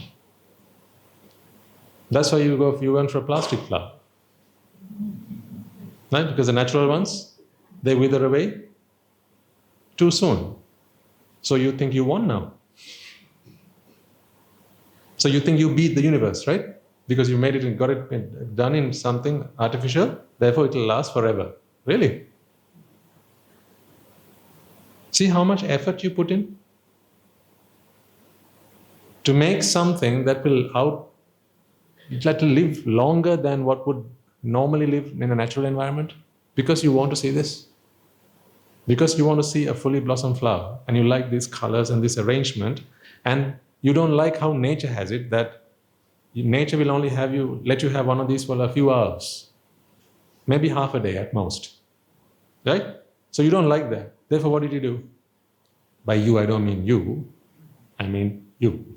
You in general. What did people do? They started making these things out of artificial stuff, materials, plastics and so on, in the hope that they can keep it like this for longer, but only longer, not forever. Because this is order in response to a deficiency. Whilst the deficiency keeps pulling on this and keeping it this way, there's a bigger force acting in the opposite direction. The universe, because now you have just upset universe's order. Because the universe's order is chaos. As the universe's order is chaos, only and for as long as deficiency is there, can you keep this in this shape. That's why if you let this be like this for a while, if you don't attend to it, what does it mean to attend to something?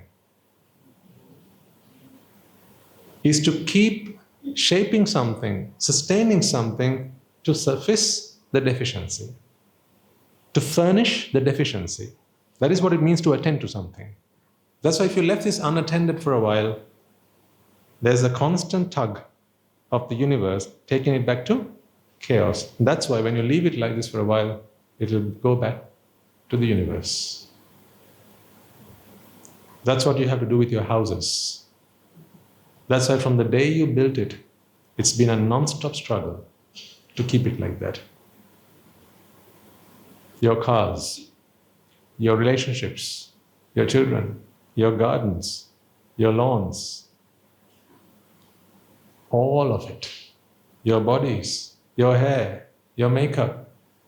How many times must you touch up?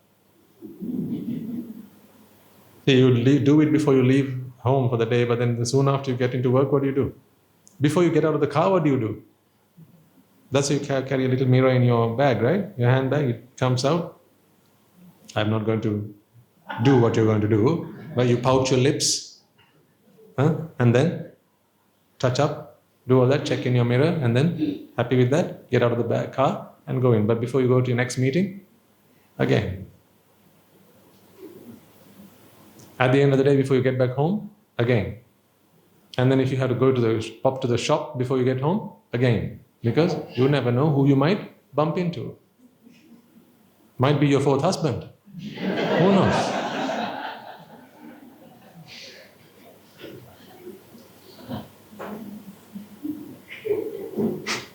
Because if you do bump into your to-be fourth husband, he will have a list of deficiencies, right? He will have a list of deficiencies, and if you don't tick those boxes, he's not going to have you.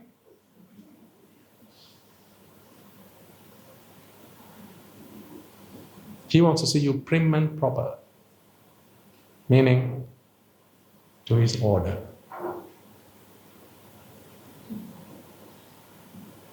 Why do you do this to yourselves?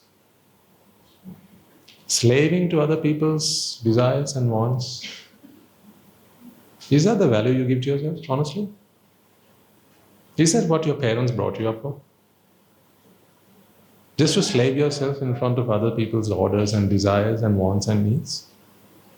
Just so that you can fulfill someone else's deficiency? Because it's all based out of a necessity, which is rooted in ignorance after all? So if you're the puppet, who's the puppeteer? Ignorance. So you are children of ignorance. You are puppets of ignorance. Is that a crown you'd like to wear on your head?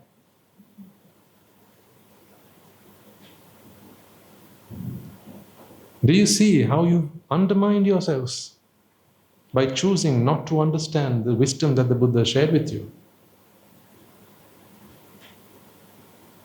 Come on, you are adults, for heaven's sake. Grow up. Think about this stuff. For once, stop thinking like a child.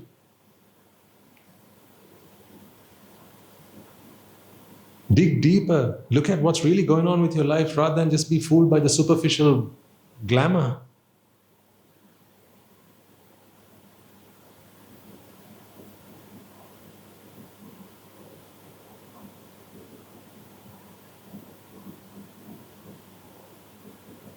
This glamour that's on the outside is not there on the inside. The inside is just empty.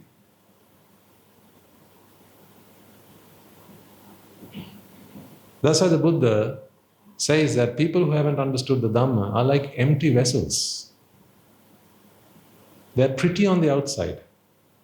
On the inside, empty, no substance. This is what he says the Pruthagjanas are like. A Pruthagjana is someone who hasn't understood the Dhamma, who hasn't seen this truth, who doesn't realize the truth of what's really going on with them. Therefore, what do? Just like these pots. Outside, nicely done, decorated, looks pretty. On the inside, empty. So if you break one of these, what's on the inside? You find nothing. Is that how you want to live the rest of your lives? Glamorous on the outside, empty on the inside?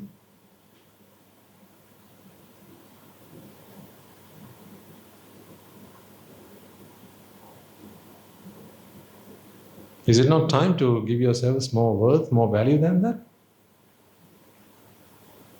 To rise up and above the social norm?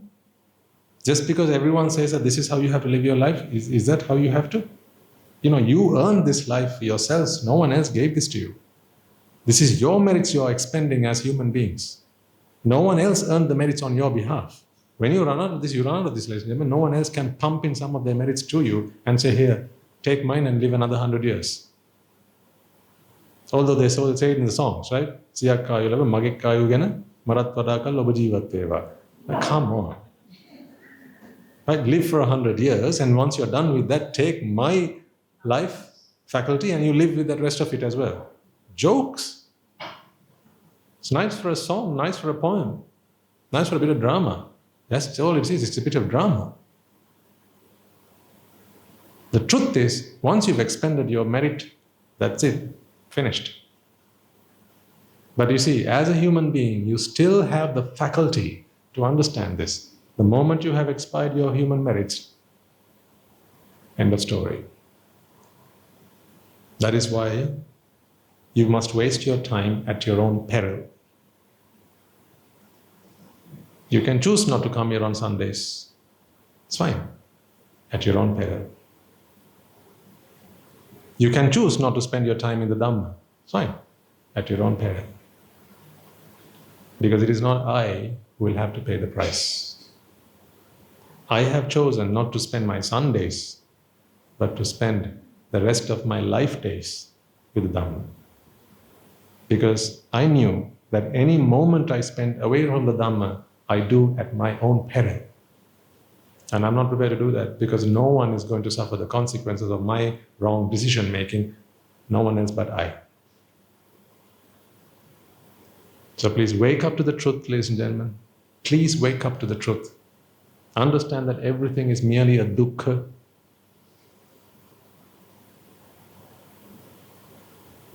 Please understand that all formations, all conditioned formations, all sankhata is the product of a sankhara. Sankhara is the activity that brings the body together. Sankhara is what brings the aggregates together. It is the aggregation process.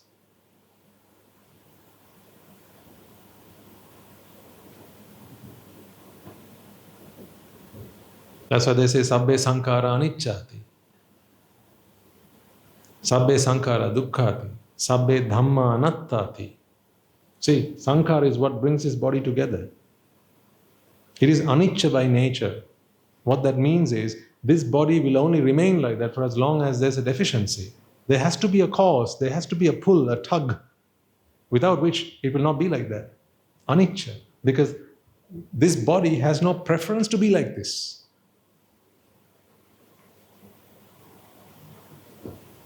This body has no preference to be like this.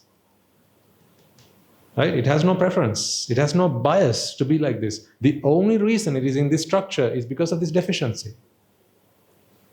It's as if there's a net around this body, and that net keeps this from dissolving into chaos. And that net is deficiency. So the moment this deficiency is removed or replaced by another, what happens to this body? It takes whatever deficiency it is now in the grasp of. If no other force is acting on it, there's always the universe. Take it back to chaos. So that's why they say, sabbe sankhara anicchati. Sabbe sankhara dukkhati. All sankhara. Sankhara is the action again. The actions required, the energy required to bring this body together, results in a dukkha, meaning it is a response to deficiency. And then finally, sabbe dhamma anattati. So whatever body that is the product of that work, of that sankhara, is something that is anatta, meaning it has no entity. It is not an entity. It is not an entity by nature. It is merely the aggregation to respond to a deficiency. Yada panyaya passati. To understand that through wisdom, atta nibbiddhati dukkho, then you shall be free from dukkha. Esa maggo visuddhya. That is the path to liberation. Says who? Albert Einstein. No, but you studied him and his works.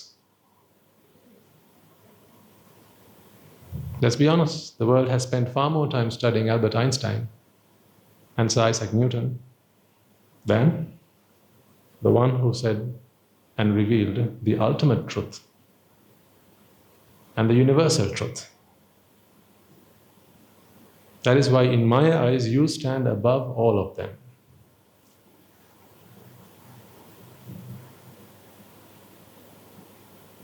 Yes, they have gifted mankind and humanity, technology, knowledge, but all knowledge is only required until and unless you understand this. Once you've understood this, there's no need for knowledge anymore. You know what knowledge is after all? Knowledge is knowledge about this. Just this, these bodies and how they interact with each other. That's what we call knowledge. That's why I said physics, chemistry, biology, all of it in these bodies and their interactions with each other. Wisdom is when you go to its source, to its foundations. How knowledge came into being is to be seen through wisdom. Therefore, in a world where there's ample wisdom, there needs to be little knowledge. But in a world where there's little wisdom, what will there be? Lots and lots and lots of knowledge. Where are we now? The 21st century. A world that thrives on knowledge. Meaning there's very little wisdom left. These two things are on opposite sides of the spectrum.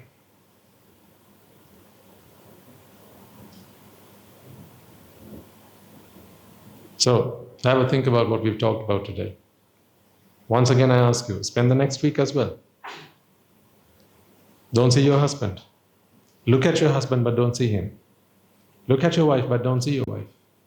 Look at your relationships, but don't see your relationships. See dukkha. Look at your car, look at your house, look at your door, look at your food, look at your cooker, look at your fridge, look at whatever meets your eye. Look at it, but don't see it. See this. Shall we try that? Another week? This is what you have to do for the rest of your lives. Practice this. Practice insight, not sight, insight. Right, let's leave it there. Let's all take a moment then to transfer the merits that we have all acquired today by making offerings to the infinite virtues of the Noble Triple Gem, by creating a safe and conducive environment for all to come along and listen to the Dhamma, as well as inviting the Swami Maharaj to deliver the sermon, listening to it, understanding it, comprehending it, and contemplating the truths that have been uttered. Let us first and foremost transfer this message to the bhikkhus and bhikkhunis, upasakas and upasikas throughout the world who have since time immemorial protected and preserved the sublime teachings of the Buddha and passed it down to generations of the noble lineage in the form of the Tripitaka, which is thankfully available to us today to study, understand and comprehend the Dhamma. Let us take a moment to transfer this message to the Mahanayakas, the Anunayakas of all the chapters throughout the world, as well as the monks and nuns resident in your local temples and nunneries who have always been by your side through thick and thin, come rain or shine. Let us also transfer this message to my teacher, Guru Swami Nuhanse, as well as all the monks resident at the monastery, and the Anagarikas and Anagarikas at the rest of the monastery. Let us also transfer this message to our devotees who, for the sake of merits to help them attain the supreme bliss of Nibbāna, continue to sustain the Mahasangha. This includes all of you who provide the Mahasangha with shelter, alms, robes, and medicines, as well as those who pass on their know-how and continue to extend their well-wishes. Let us also take a moment to transfer this message to our mothers and fathers, brothers and sisters, sons and daughters, grandparents, uncles, aunts, cousins, nephews, and nieces, our friends, our acquaintances, our employees and our employees, our friends, our relations, anyone and everyone who helped us, supported us, and assisted us in any way, shape, or form, reminding ourselves that in this long journey of samsara, they will have supported us, assisted us, and been of assistance whenever and we needed them. Therefore, with all these merits that we have acquired, let us transfer this to all of them. By the power of these merits, may they be healed of any physical and mental ailments and overcome any obstacles to their spiritual progress. May they abstain from the unmeritorious deeds, fulfill the meritorious deeds, fulfill the Noble Eightfold Path, and may they all attain the supreme bliss of Nibbāna. Sadhu, sadhu, sadhu. Let us also transfer this message to devas and brahmanas, spirits and demons, primarily the Sakadeva, as well as all the numerous gods and deities who have committed themselves to fulfill and preserve the Sambuddha Sasana.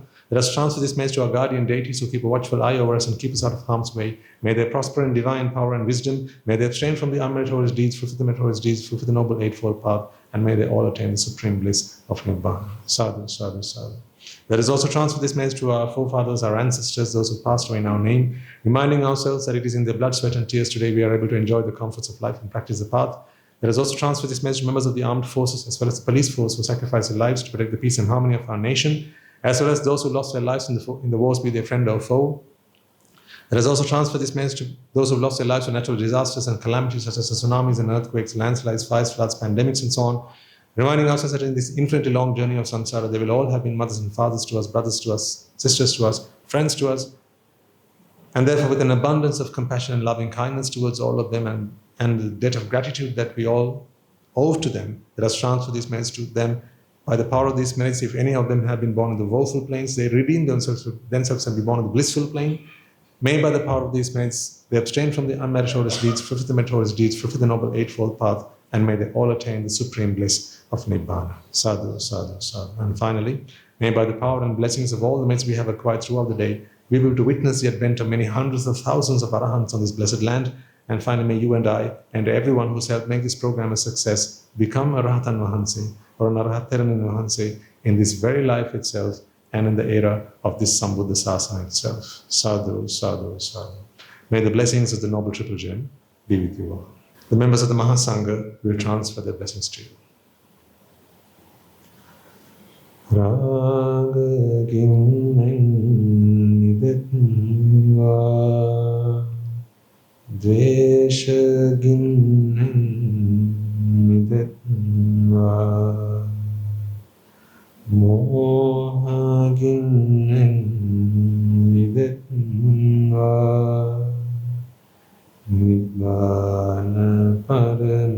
සුඛයෙන් සුඛිතතර වෙත්වා නිබ්බාන පරම සුඛයෙන් සුඛිතතර වෙත්වා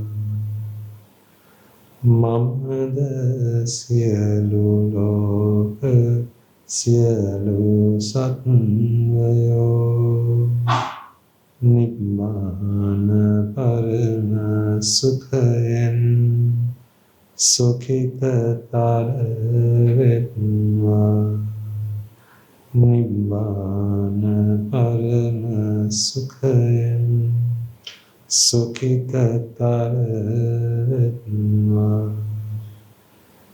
නිබ්බාන පරම සුඛයෙන් සුඛිතතර වෙත්වා රාගගිනි නිවේවා ද්වේෂගිනි නිවේවා මෝහගිනි නිවේවා නිවන් සැප ලැබේවා නිවන් සැප ලැබේවා නිවන් සැප ලැබේවා තුන්වන්ගේ සූසි අනන්ත මහා ගුණ බැලෙන් සියලු ලෝක සියලු සත්වයෝම නිබ්බාන පරම සුඛයෙන් සුඛිතතර වෙත්වා සාදු සාදු සාදු